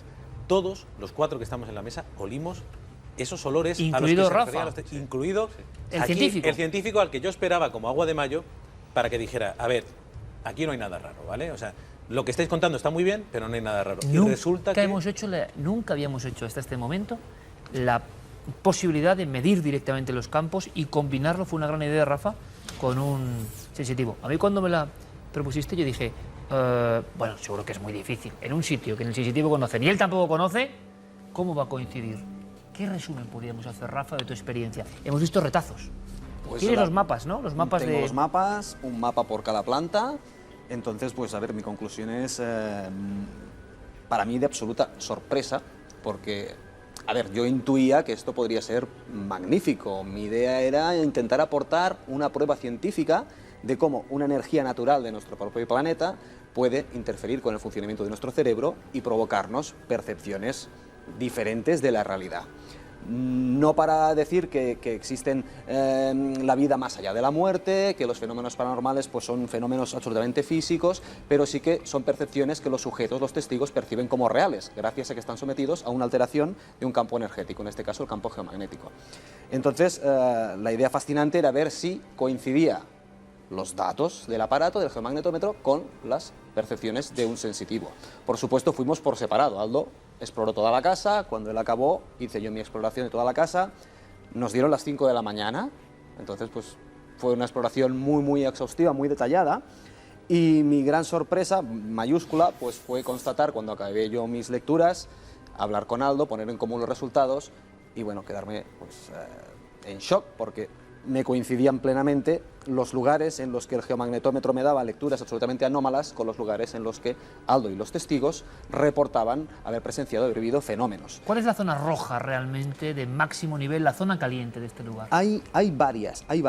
Yo empezaría quizás en la planta baja. En la planta baja hay una zona que está muy alterada. Es justo en la escalera que nos lleva al sótano, a la planta baja.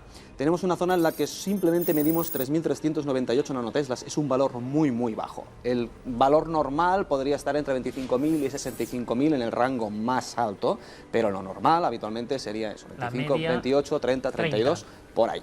El otro punto muy interesante, que a mí también me dejó fascinado, de hecho se ven las imágenes en el reportaje.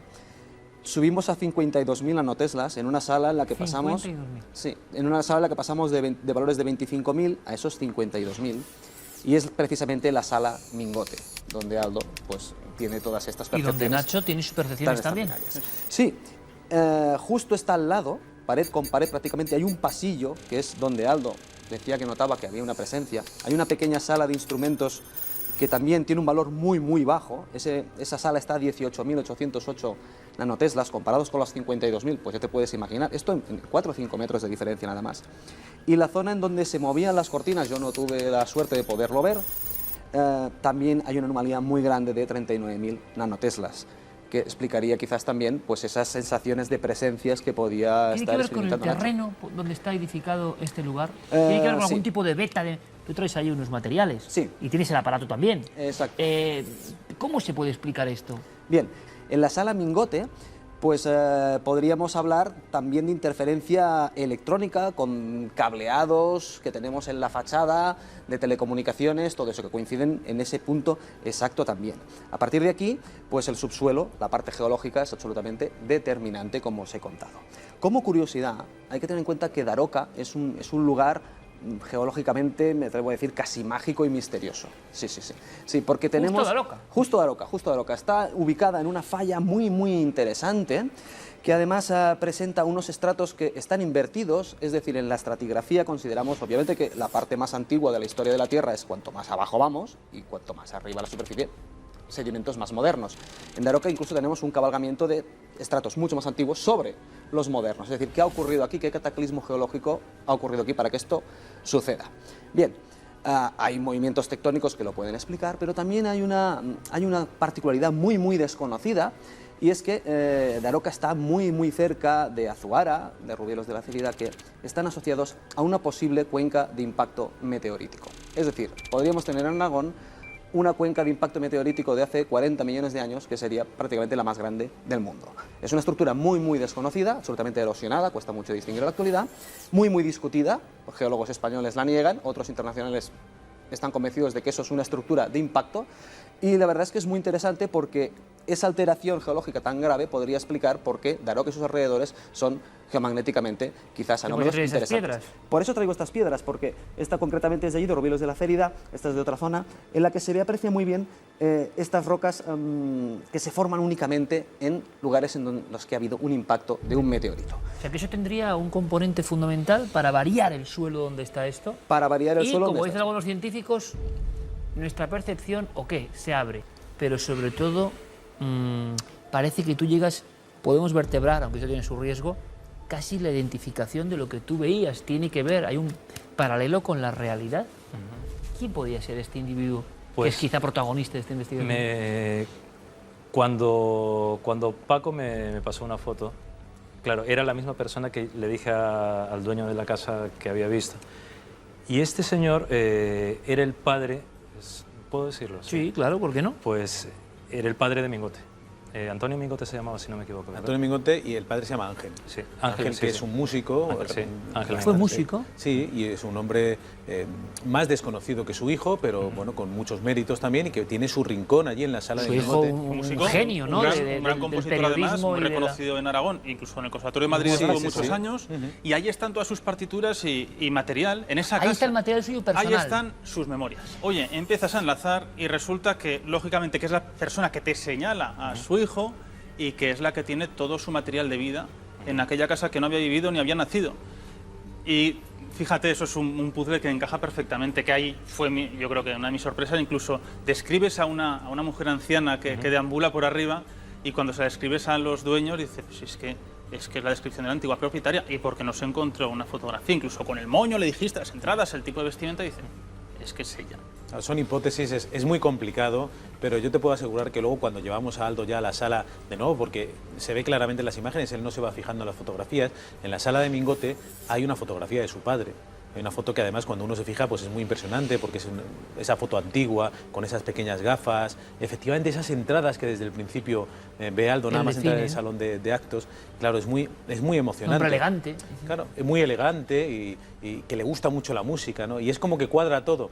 Quizá es lo que queremos, ¿no? Que cuadre todo. Esto es una hipótesis, ni Sí, más claro, ni menos, claro, pero claro. desde luego lo que podemos asegurar es que las cosas son tal cual las hemos mostrado. También para ti, Aldo, qué interesante la experiencia, ¿no? de juntar el material concreto científico de Rafa y ver que efectivamente Maravilloso. en las grandes cuestiones es como solapar una con otra. Es que desde luego, y además me encanta, y sobre todo me encanta esta ocasión porque, claro, estando los cuatro, no era la típica expedición de película de ciencia ficción de los 80, no.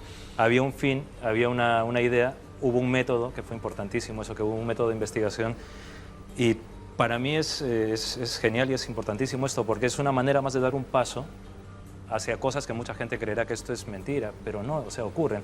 Lo que pasa es que gracias a estas cosas, probablemente dentro de 15, 20 años, mucha gente que está tomada como loca, gente seria, pues tendrá el aval de poder estar trabajando con gente de la ciencia y llegar a... ¿Y cómo mayores tomará conclusiones. la propia familia esto? Pues nosotros lo hacemos evidentemente con todo el respeto. Y una parte, como digo, del público, estoy convencido, porque nos conocen y porque hay códigos que no hace falta repetirlos mucho, ¿no? Nos curamos en salud cuando decimos que no nos van a creer, porque en el fondo... Pero sabemos muy bien que hay muchas personas que saben cómo somos, punto. Saben cómo somos. Los que no saben cómo somos, evidentemente pensarán en el show, que sería muy fácil de recrear cada semana, ¿no? Cada semana nos pasan cosas. Y esto ha sido una novedad. Rafa, por eso te lo agradezco a todos, por supuesto. Aldo, muchísimas gracias. Gracias Hasta y la gracias próxima. por permitir que la magia esté. Hasta la próxima. Hasta la próxima, Rafa. Hasta la Ese próxima. aparato le vamos a sacar jugo, ¿eh? Sí, esta experiencia hay que repetirla porque Sí. si vamos encontrando esta correlación en otros lugares, Claro. pues estamos E ante incluso una llave con a más este misterio. compañeros científicos, Claro. hacer un equipo multidisciplinar, tocar sitios que pueden ser lugares sagrados de la antigüedad. Bueno, el camino se amplía porque nueva gente se une a este equipo. Nacho, como siempre, muchísimas gracias. No sé si la Muchísimas música gracias. es un hilo conductor, pero por lo menos yo creo que ha ayudado a esa conexión con algo que ninguno ¿Hay controlábamos. más hilo conductor que la música? Yo pienso que no. Gracias, Nacho, como siempre. A ti, Iker. Paco, gracias. Muchas gracias, Iker. Si hay novedades, si alguien sabe algo más, ahí están las vías de contacto. Si creen que puede haber un lugar, una historia, un emplazamiento donde todo nuestro equipo pueda acudir, ya que me fastidie a mí perdérmelo, yo quiero estar ahí también.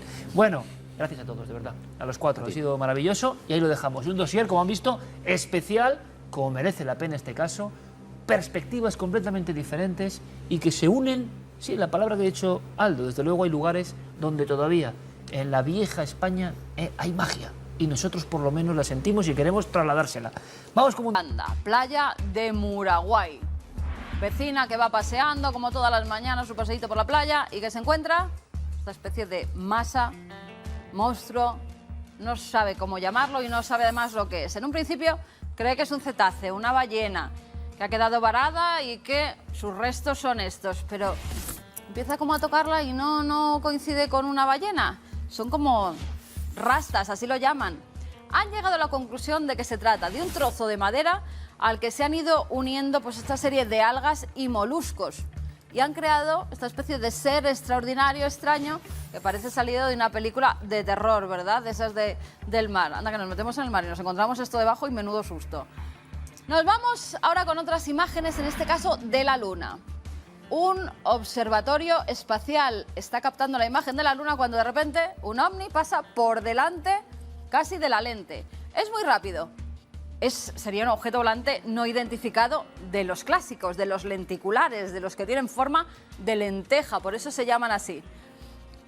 Especularon con la posibilidad de un satélite. Bien, dicen los expertos, bueno, un satélite, no hay antenas, no tiene ningún tipo de estructuras que pueda reflejarse en la Luna. Es una masa grande que pasa a gran velocidad.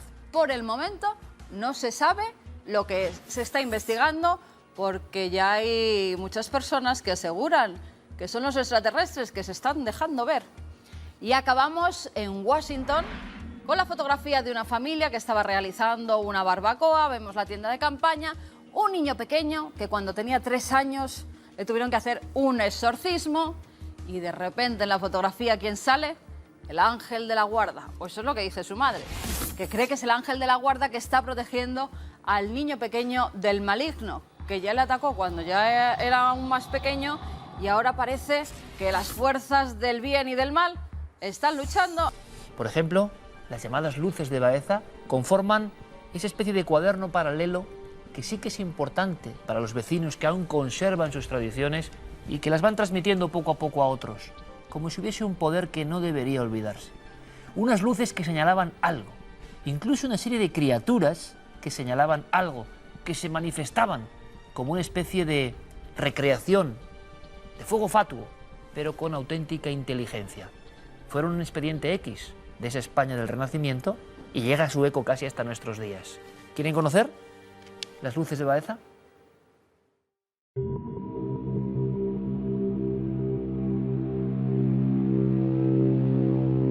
En el Alcázar de Baeza, en la provincia de Jaén, durante una noche del año 1227, su alcaide y maestre de la Orden de Calatrava, don Gonzalo Ibáñez de Novoa, abandonaba la fortaleza con sus hombres teniendo una embestida de las huestes musulmanas que los superaban en número. Cuando se encontraba a un cuarto de legua de las murallas, a la altura del paraje de la Asomada, Novoa y los suyos se giraron para mirar la retaguardia y observaron, estupefactos, algo que consideran milagroso y sobrenatural. Miran hacia detrás de forma nostálgica y ven entre las 2 torres del Alcázar, que sería la actual puerta la puerta del Conde, una cruz de doble travesaño de fuego. Y eso es un revulsivo para los soldados cristianos o una señal divina para que volvieran y para que lucharan. Los caballeros cristianos regresaron al Alcázar de Baeza y derrotaron a los musulmanes. En homenaje al milagro, se erigió una cruz en la Asomada y en el escudo de la villa pusieron un dibujo de la cruz de fuego voladora. Por eso Baeza en su escudo tiene también la cruz en aspa o cruz de Cusata, que es la cruz con la que fue martirizado San Andrés según la tradición. Pero este no fue el único fenómeno celeste extraordinario sobre Baeza. El historiador Francisco Galán Hervás localizó recientemente algunos documentos en el archivo histórico de la ciudad y recuperó una crónica del padre Francisco de Vilchez del siglo XVII. Sobre los manuscritos amarillentos, las líneas escritas en castellano antiguo descubren una auténtica oleada de apariciones que consideraríamos típicas del fenómeno ovni. En esta misma obra se relata cómo el día 14 de diciembre de 1629, a las 8 de la tarde, 2 personas llamadas Andrés de Navarrete y Gregorio Pérez, pasando por la plaza del mercado, ven en el cielo 3 esferas luminosas que pasan una detrás de otra. La última de las esferas desprende una luz tan potente que ilumina toda la plaza del mercado.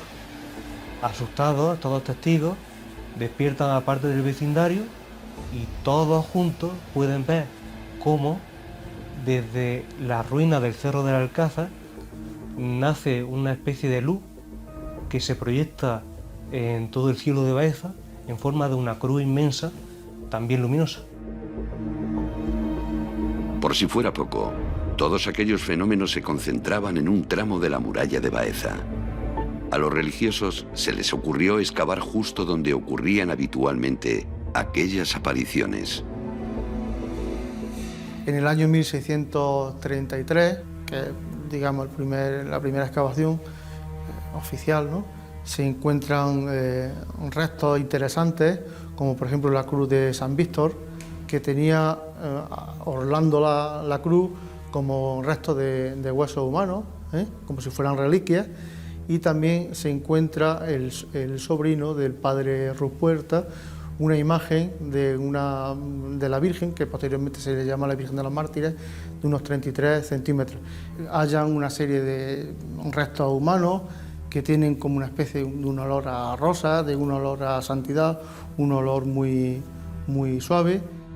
Se establecieron una serie de explicaciones religiosas, mágicas, como la aparición de luces por la noche en la zona del Cerro del Alcázar, que justificaban que en el Cerro del Alcázar había, digamos, algunos elementos que podían estar relacionados con la presencia de santos y con las reliquias que a través de los huesos se podían recoger ahí en la zona del cerro.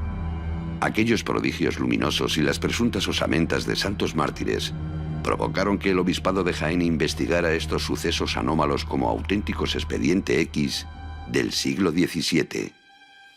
Desde 1629 hasta 1641, el obispo de Jaén, Baltasar Moscoso, crea un total de 5 comisiones para investigar los fenómenos de las luces y las apariciones, y también para coordinar las excavaciones arqueológicas en busca de los restos de estos santos. Casi 4 siglos después, Cuarto Milenio descubre una extraña conexión entre las apariciones descritas con minucia por el padre Víchez y los avistamientos de ovnis entre los años 70 y 80 en la misma zona, en las mismas murallas del Alcázar de Baeza. Manuel Martos recuerda que cuando tenía 10 años vio algo que le dejó aterrado después de jugar al fútbol con unos amigos a escasos metros de aquel lugar. Y vi un resplandor muy grande, grandísimo, tendría por lo menos una dimensión de unos 6 metros de línea, muy grande. Pillaba todo entre casa y casa, casi pillaba todo el espacio de ese patio de esa casa, y de alto pues tendría unos 3 metros de altura, así, y muy luminoso, color plateado muy fuerte, una luz muy potente.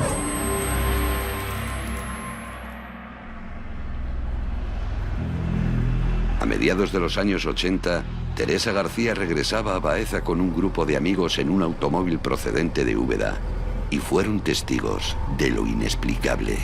Ya de regreso, pasando el camino del Clavijo en una curva que había muy cerrada, mi amiga que iba atrás me dice, hay una luz blanca encima de Úbeda, parece que raro. Entonces yo miré y dije, será la luna, pero está muy llena. Pero en esto que va a arrancar el coche, o sea, a tirar hacia adelante porque estaba bastante parado, y aquello ya se puso encima de nosotros en nada, en hacer así y así, se puso encima de nosotros y ya no era blanco, era de color fuego. Era plano, yo lo veía desde abajo porque el coche era un Ford Fiesta con un techo solar, de eso antiguo. Me quiero acordar incluso que la radio que llevábamos puesta era cassette, dejó de funcionar y había un silencio bastante absoluto. Era como una bola de fuego muy grande, plana de abajo y redonda de arriba, pero un color rojo y amarillo muy fuerte. Justo al llegar a Baeza, antes del cuartel de la Guardia Civil, que es lo primero que te encontraba, aquello se fue hacia las murallas y ya después no lo vimos. Las viejas crónicas y los testimonios más recientes nos hacen pensar que el mismo misterio sigue apareciéndose ante los vecinos de esta localidad desde el siglo XVII.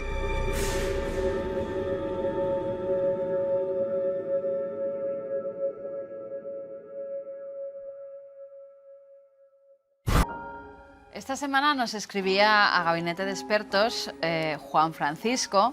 Nos dice que vive en Alcalá la Real, en la provincia de Jaén, que tiene 50 años, que está casado, que tiene una hija.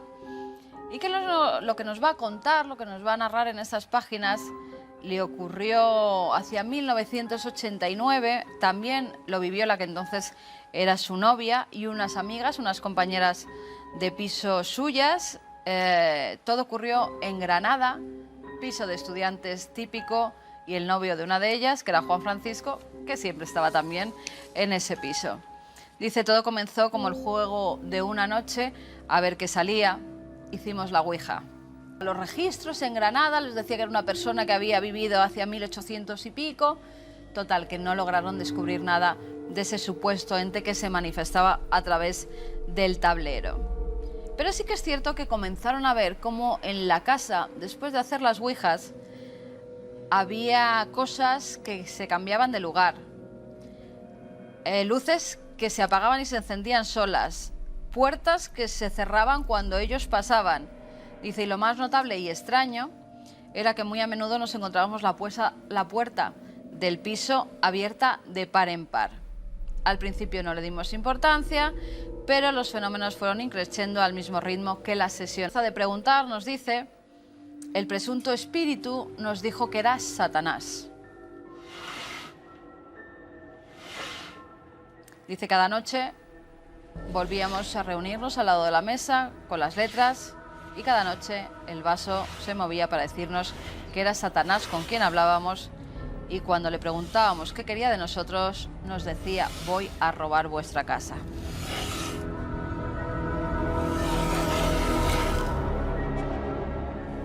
La puerta del piso, dice, nos la encontrábamos abierta de par en par, incluso probamos a ver si la cerradura estaba mal, era una de esas cerraduras, además que hay que dar varios giros y desde dentro, desde fuera, no se podía abrir. Y nos comenta, era como si Satanás viviese allí y quisiese echarnos del piso. La última vez que hicimos una sesión, les pedimos que nos diese una prueba, que se apagase la luz. Pues bien, fue terminar de decirlo, y cuando ya parecía que no iba a pasar nada, el flexo que teníamos en el suelo, en una esquina de la habitación, se apagó de un fuerte chasquido. ¡Plash! Habitación apagada porque esa luz ha explotado cuando pedían precisamente a ese supuesto ente espíritu que se había manifestado en la ouija que les diera una señal, que apagara la luz, y la apagó, pero explotándola. Dice, el cable se había quemado y estaba cortado en ambos extremos. Estaba completamente cortado y sin última vez que hicimos la ouija. Luego nos dice que empezaron a tener bastante miedo, que ya además era la época veraniega, que se separaron, que no volvieron a vivir juntas esas chicas en ningún otro piso, esas estudiantes, cada una fue haciendo su vida y nunca más hablaron de ello, excepto Juan Francisco y la que entonces era su novia y que ahora es su mujer, que muchas veces se preguntaron qué pasó allí, qué era aquello que se manifestaba. Dice, para mi vergüenza, que no tiene por qué tenerla, porque a mucha gente le pasa esto, a día de hoy, con mis casi 51 años, lo paso realmente mal por si cualquier circunstancia he de dormir solo en casa. Pensamos, he ido muchas veces volver al lugar, pero dice que lo pasaron tan mal que no quiere volver a vivir esa situación. Y que por eso nos remitía esta misiva para ver si nuestros expertos podían orientarles sobre la ouija, sobre los problemas que vivieron y sobre qué pudo pasarles. Querido Juan Francisco, muchas gracias por habernos escrito contándonos tus dudas y tus problemas. En el caso tuyo concreto, ya sabes que la ouija es un fenómeno paranormal, por lo tanto no sabemos cómo funciona, y por todo ello yo recomiendo siempre no jugar nunca con la ouija, no jugar nunca con lo que desconocemos. El impacto, por favor, repito, no jugar nunca con la ouija. Hola, Juan Francisco. La ouija parece que sigue haciendo estragos y no es porque yo piense que en sí mismo sea pues una práctica peligrosa, sino que es aquello que cada uno que la lleva a cabo piensa de ella. Estamos hablando de una época en la que yo creo que todos pasamos por ahí, años 80 y tantos, finales de los 80, principios de los 90, una fiebre de ouijas en toda España, y yo creo que a ti te pasó eso, fuiste víctima de alguna manera de aquella moda tan macabra, ¿no? De hacer, sobre todo en gente muy joven, de hacer este tipo de experimentos. Bueno, casos como este los hay muchísimos en la casuística del mundo del misterio y sobre todo relacionado con prácticas de ouija. Y yo lo que creo es que de alguna manera terminan asociándose y quedándose como aferradas a un entorno geográfico, en este caso de un inmueble, y creando lo que podría ser un poltergeist. Pues Juan Francisco, ahí está la respuesta de nuestros expertos. Hay que tener mucho cuidado con la ouija. No porque se manifieste nadie, o tal vez sí. Nunca se sabe si es nuestra propia mente o si verdaderamente un espíritu está moviendo ese vaso. Lo cierto es que las personas que se han obsesionado con este maldito juego para algunas han acabado bastante mal. Así que sobre todo para los más jóvenes, cuidado. Cuidado porque aunque sea nuestra mente, nos puede jugar malas pasadas. Sí, 70 años, y no ha habido presidente de Estados Unidos que no haya sido interpelado por lo que ocurre en sus hangares. El punto de inflexión llegó en agosto de 2013, fecha en la que se confirmó oficialmente la existencia del complejo militar. Un paso más simbólico que otra cosa, si tenemos en cuenta que las primeras imágenes satelitales del Área 51 se tomaron hace décadas. Ahora, Google nos ofrece una posibilidad única con la que habría soñado cualquier amante de las conspiraciones en el pasado, la de contemplar mediante un timelapse la evolución de esta misteriosa zona desde 1984 hasta 2016. 32 años resumidos en unos segundos que nos permiten comprobar cómo las infraestructuras de la Fuerza Aérea situadas cerca de Groom Lake, en la base de Edwards, han ido ampliándose con la construcción de grandes edificios, especialmente en la zona norte del complejo. Pero si algo llama la atención es la ampliación y ensanchamiento de la pista de aterrizaje original, apenas visible hace 3 décadas y convertida hoy en una de las partes más identificables del conjunto.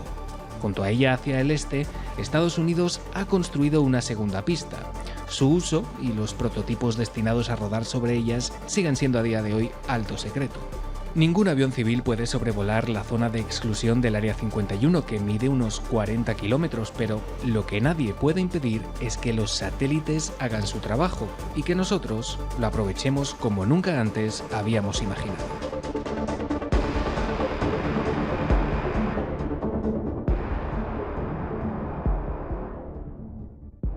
No es a la vegetación, es a este pajarito, tan mono pajaritos, que estaban pues haciendo cositas en la mesa, cogiendo las miguitas, y entonces decidieron hacer una fotografía sin pensar que iba a salir aquí una niña propia de Ring, ¿no? De la película esa que están ahí medio muertas todas y que es tan escalofriante.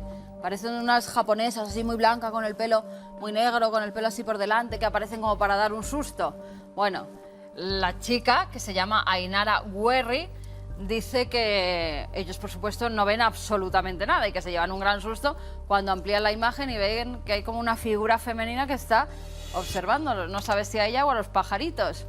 El caso es que la figura es muy definida, nos dice Guillermo León en sus análisis, y que además se ve perfectamente a una muchacha, eso sí, con un color muy pálido, ahí la tenemos, y nos dice, o verdaderamente había una persona que estaba observando, o se puede tratar de una pareidolia. Lo que pasa es que es demasiado física como para que sea una forma que ha creado la vegetación, la luz, la sombra. Parece incluso, ¿verdad?, que corta la parte de atrás, que es la vegetación. No parece tampoco que sea una estatua o algo que hay allí puesto.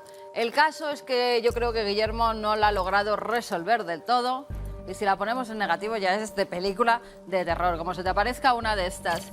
Cuando estás tomando ahí el aperitivo, te da algo. En fin, que no queda resuelta del todo. Vamos a seguir investigando en la imagen. Y nos vamos con la fotografía de Jorge García, que nos la enviaba. Esta es la Catedral de Oviedo, maravillosa.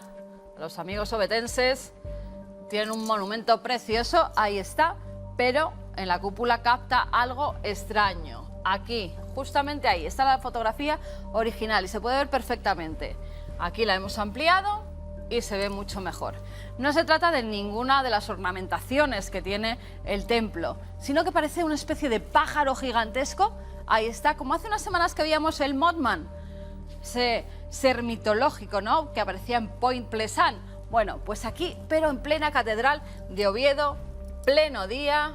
Ahí tenemos varias imágenes recortadas que nos ha puesto Guillermo León y nos dice, o bien es una forma, era un pájaro normal y corriente, y la cámara, la óptica ha captado como que es una ave gigantesca, o realmente es una ave gigantesca que estaba pasando por allí y no sabemos muy bien si estos animales están pululando.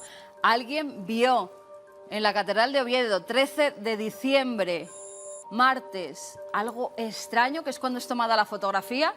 ¿Alguien más vio ese pájaro gigantesco que parece que estaba pululando por las inmediaciones del templo? Bueno, pues si es así, que nos manden las fotografías o que nos digan qué puede ser. Si tienen fotografías como esta, si nos pueden ayudar a solucionarlas. Verdaderamente hemos solucionado muchas gracias a ustedes. Ya saben, cualquier cosa que desean que analicemos, hay varias vías de contacto. A través del correo electrónico cuartomilenio@4.com, un teléfono, un WhatsApp, 683-144-183 y también en las redes sociales. Ya saben dónde seguirnos. Nave del Misterio, Twitter y Facebook. Muchas gracias. Fecha tan concreta y tan significativa, pues con una buena historia, ¿no? Una historia de esperanza, una historia de Navidad, ya que estamos tan acostumbrados a las historias que realmente nos resquebrajan la esperanza, nos dejan con cara de asombro ante el avance de la maldad humana en general, o es porque tenemos más información que nunca. Bueno, si tenemos más información que nunca es una pena también, porque nos da la idea esto, como las noticias malas son habitualmente más impactantes que las buenas, le da la impresión, si mira la realidad cotidiana, diaria, la actualidad, de que el ser humano es malo, ¿no? Yo no lo creo, sinceramente. Yo creo que el ser humano es bueno por naturaleza. Eso es una teoría un poco rusoniana, el buen salvaje. Pero que luego es verdad, los condicionantes, las ideologías, los dogmas impuestos, acaban convirtiendo a uno en, a veces, la piltrafa que somos en ocasiones como especie. En otras somos capaces de cosas gloriosas, y también hay que decirlo. Es importante el enfoque, porque si estamos siendo bombardeados permanentemente y no sé qué le interesa por información mala, que también la hay, y a veces hay que aprender de ella, pues acabaremos viendo con cierto pesimismo terrible la realidad. Y en un día como Navidad deberíamos, bueno, pues astrarnos un poco, fijarnos en lo potente, lo tremenda que es la historia de la tregua de Navidad, porque tiene mucha enseñanza, yo creo. Nos contaba Zabala la historia de esos soldados que se atreven. Primero hay que atreverse, claro. Primero hay un símbolo que para algunos puede ser un simple árbol decorado, y resulta que motivó esa tregua. Sin árbol, seguramente no. Hubo una conexión de símbolos y se atrevieron unos y otros a perder el miedo y a juntarse. Se dice pronto esto, en ese ambiente, donde lo lógico, el actuar con ventajismo, sería aprovechar esa acometida de unos u otros y fusilarlos, ¿no? Eliminarlos. Estaban en una guerra, no lo olviden. Ocurrió algo durante 24 horas que fue increíble y quizá demuestra que ese fondo humano bueno en el que yo creo existe. Y da igual la procedencia, da igual la ideología. Hay un momento en que sale lo más luminoso de nosotros y es capaz del enorme milagro, esperanzador también. La tregua de Navidad, no entiendo, ahora lo pensaba, ¿por qué se le dio tan poco eco, ¿no? ¿Por qué tan pocas novelas o películas hablando de este tipo de cosas buenas, increíbles, que pasan? Hay muchas más películas sobre, evidentemente, lo atroz. Lo atroz nos invade constantemente. No podemos sustraernos a su poder, a su influjo, a su imán. La tregua de Navidad nos demuestra también cómo juegan con nosotros, ¿no? Por desgracia es muy difícil, en un anuncio que era muy bonito, eso de quitar las cadenas, ¿no? En una fiesta de alta sociedad y tener un perfume que te da la libertad, pero no deja de ser un anuncio. Es muy difícil quitarte las cadenas de una sociedad que, por lo que sea, de forma natural o de forma impostada, no lo sé, o de forma calculada, nos tiene muy bien cogidos la medida. Es muy difícil hacer cosas extraordinarias como la de ese soldado que solo, pisando la nieve, se acerca a la trinchera del enemigo con un pañuelo blanco. Es muy difícil. Parece sencillo, pero no lo es. Y de repente los símbolos y la verdad pudo a la ideología, el bando, la cosificación en el fondo. Tú eres A, yo soy B. Tú eres rojo, yo soy azul. Tú eres de un equipo, yo de otro.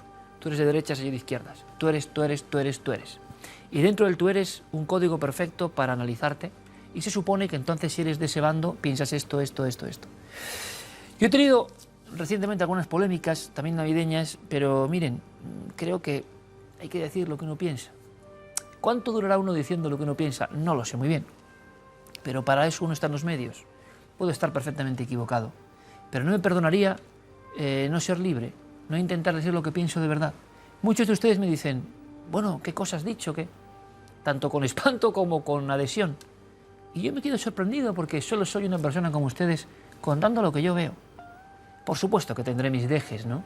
Y mis cuestiones incluso a nivel genético que me llevarán muy lejos para yo pensar de una forma. Pero les aseguro que intento ser normal, preguntarme cosas. Y por eso me asombra la realidad en la que vivo. Resulta que los símbolos tienen su importancia, de verdad. Y uno cuando habla en libertad siempre se mete en berenjenales, porque estamos ante una dictadura de la que he hablado 1000 veces, de lo políticamente correcto, que tiene unos cauces y que si no te adaptas, te cosifican, te clasifican, estás al otro lado de la trinchera, tío, al otro lado. Oiga, pero si a lo mejor yo tengo mucho que ver contigo en otras cosas, no, pero tú ya estás en el otro lado de la trinchera. Eres un facha, eres un progre, eres un cuñado, eres un no sé qué. Términos que se inventan para que usted y yo y cualquiera esté siempre enfrentado. Para que no salga de nosotros esa luz que es capaz del enemigo darle la mano incluso. Y de estar en otra idea. Eso no interesa a nadie. Eso a los poderosos o a lo peor que tenemos no le interesa. Interesa la trifulca, interesa la pelea. Hablando de símbolos, y yo sé que esto, la polémica les hablo porque uno no la busca porque sí, pero agrada a unos, desagrada a otros. Te califican, ¿no? Y yo creo que el hombre debe ser libre, el ser humano, debe ser libre, debe intentarlo por lo menos. Yo intento no acatar códigos impuestos. Evidentemente soy víctima como ustedes de la sociedad. Me creo libre y a lo mejor no lo soy. Pero intento. Me gustan cosas de unos, de otros, ¿por qué tengo que estar yo? Y Gaona un día me dijo que había hecho una cosa, o me enteré, que me pareció muy digna del doctor Gaona, que es un ser extraordinario, ¿no? Extraordinario, en todos los niveles. Él está ahí, tiene la consulta también en la Puerta de Alcalá, y como se ha prohibido, no sé qué decretos, no poner un Belén en la Puerta de Alcalá, va y se cruza la Puerta de Alcalá y pone su pequeño Belén. Y claro, también la magia de hoy en día, ¿no? Que yo a veces critico, pero es maravilloso. Las redes sociales, hace una foto y dice, ahí va mi pequeño Belén, ¿no? Porque no me tienen que prohibir a mí poner un Belén, porque siempre ha habido un Belén aquí. Y porque más allá de que usted pueda creer en el Belén o no creer, o creer en Jesús de Nazaret, o no creer, o creer en la iglesia, no creer que eso esté muy libre, eso es parte de nuestra tradición cultural también. Y entonces lo pone. Él me hizo gracia. Pero, ¿saben? Me hizo gracia por el hombre libre, el hombre que no se somete y que dice, esto, ¿a quién puede hacer daño? Luego le decían a Gaona que poner un Belén ahí era de fachas. Bueno, si poner un Belén es de fachas, ¿qué es facha? Es que yo no lo sé, porque, como decía un sabio, ¿no? Facha a veces es el que llama facha a otro, porque en el fondo lo que estás diciendo es que no compartes su visión y que tiene que compartir la tuya por obligación. Imagino que todos tenemos un poco de eso, aunque no lo queramos, y de todo lo contrario. No nos gusta que nos lleven la contraria, ¿no? Es difícil aceptar la libertad del otro. Me pareció un buen gesto de Gaona. Luego es verdad, cada uno toma ese gesto pues como quiere, lo lleva a donde quiere. Muchos quieren que tú cumplas todo su doctrina, su dogma. Ah, si has hecho esto con el Belén, esto. Si has hecho lo contrario, esto. Y me parece interesante, ¿saben por qué? Porque hace falta ser muy cazurro, de verdad, para no pensar, con lo que sabemos hoy del personaje de Cristo, que no fue alguien especialmente interesante. Me parece muy raro que alguien quiera mal, sea cual sea su religión, repito. Tengo, por ejemplo, muchos mails a raíz del canal que hago en YouTube, comentando estas cosas en ocasiones, o aquí mismo, por ejemplo, de musulmanes que me decían, hombre, es que me parece increíble, ¿no? Que no se permita poner un Belén. Musulmanes que aceptaban, ¿no?, la figura como algo también cultural para ellos, importante, con todo el respeto, como tenemos nosotros, yo creo, por otras formas religiosas. Jesús lo que tiene, saben, de diferente, es que no es tan importante lo que hemos contado de los clavos, del titulum crucis, de la sábana santa. Eso es importante a cierto nivel, de verdad, en mi opinión personal. Eso es importante para los programas de misterios, para contar cosas, para intuir si existió o no, que sigue siendo un enigma. Creo que los historiadores están de acuerdo en que existió. ¿Hasta qué punto se ha mitificado más o menos? Yo no lo sé. Pero todo eso físico tiene su importancia, pero no es lo más importante. Lo más importante es el mensaje. Es muy raro que haya un mensaje así, digno de la tregua de Navidad, pero en el siglo I. Es muy raro. Si uno hace un escaneo de lo que era el siglo I, lo que había era despedazamientos, descuartizamientos, leones que se comían, pero de todas las religiones, todas las razas, daba igual. Era un festival de la sangre, el pasado era así, tenía cosas buenas, pero era así. Y llegó un tipo extraordinario. O sea, es que eso no se puede dudar. Crea uno más o menos en la personificación de la deidad o no. Extraordinario, un revolucionario, que hablaba como nadie ha hablado en la historia, seguramente antes ni después. Y por favor, soy muy sincero, ¿no? Si uno ha leído un poco de historia, que compare el discurso. Lo de Jesús es extraordinario. ¿A quién le puede hacer mal una representación, no? Bueno, pues en esas estamos. Parece que muchos quieren tenernos en la trinchera. Si tú pones o tienes simpatía por Jesús, entonces ya eres así. Si tú no la tienes, ya eres así o eres de otro bando. Quieren que no haya tregua nunca. De alguna forma el mecanismo nos quiere cada uno en su trinchera, odiando al otro permanentemente, y a lo mejor no le conocemos, y a lo mejor no nos hemos acercado nunca a la otra trinchera. En esta fecha de Navidad, aunque suene muy atópico y muy historia para niños, pues sería bonito volver a ser un poco niño, intentar de vez en cuando ir a la otra trinchera. Sé que es dificilísimo. Es dificilísimo porque nos han convencido de que estamos en una. Y saben, a mí no me gusta estar en ninguna trinchera. A mí me gusta estar en el campo libre, intentándolo, aún en la batalla. Por eso a veces me meto en camisa de 11 varas, pero créanme que es con la mejor intención. Y por eso a veces soy hijo de mis propias contradicciones. Digo una cosa y pienso lo que no está en el guión de esa cosa, de lo contrario. En fin, la Navidad es un tiempo de reflexión también, no solo de compras, de rebajas y de turrones, sino, ¿por qué no?, de reflexión, con lo que cada uno crea, con el sentido de la vida. Yo creo, fíjense, que a muchos les interesa la trinchera, permanentemente.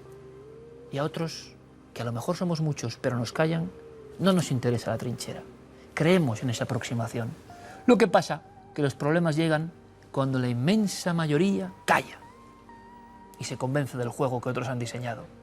En fin, feliz Navidad, amigos, feliz Navidad, con misterios, con personajes maravillosos, con signos que a veces nos reconcilian, con respeto, ojalá, y recordando esa historia tan bonita, la tregua de Navidad. Lo hicieron en el año 14, no duró mucho, porque los poderosos no querían. ¿Seremos capaces de darnos una tregua en ocasiones nosotros mismos? Hasta dentro de 7 días, ojalá sí.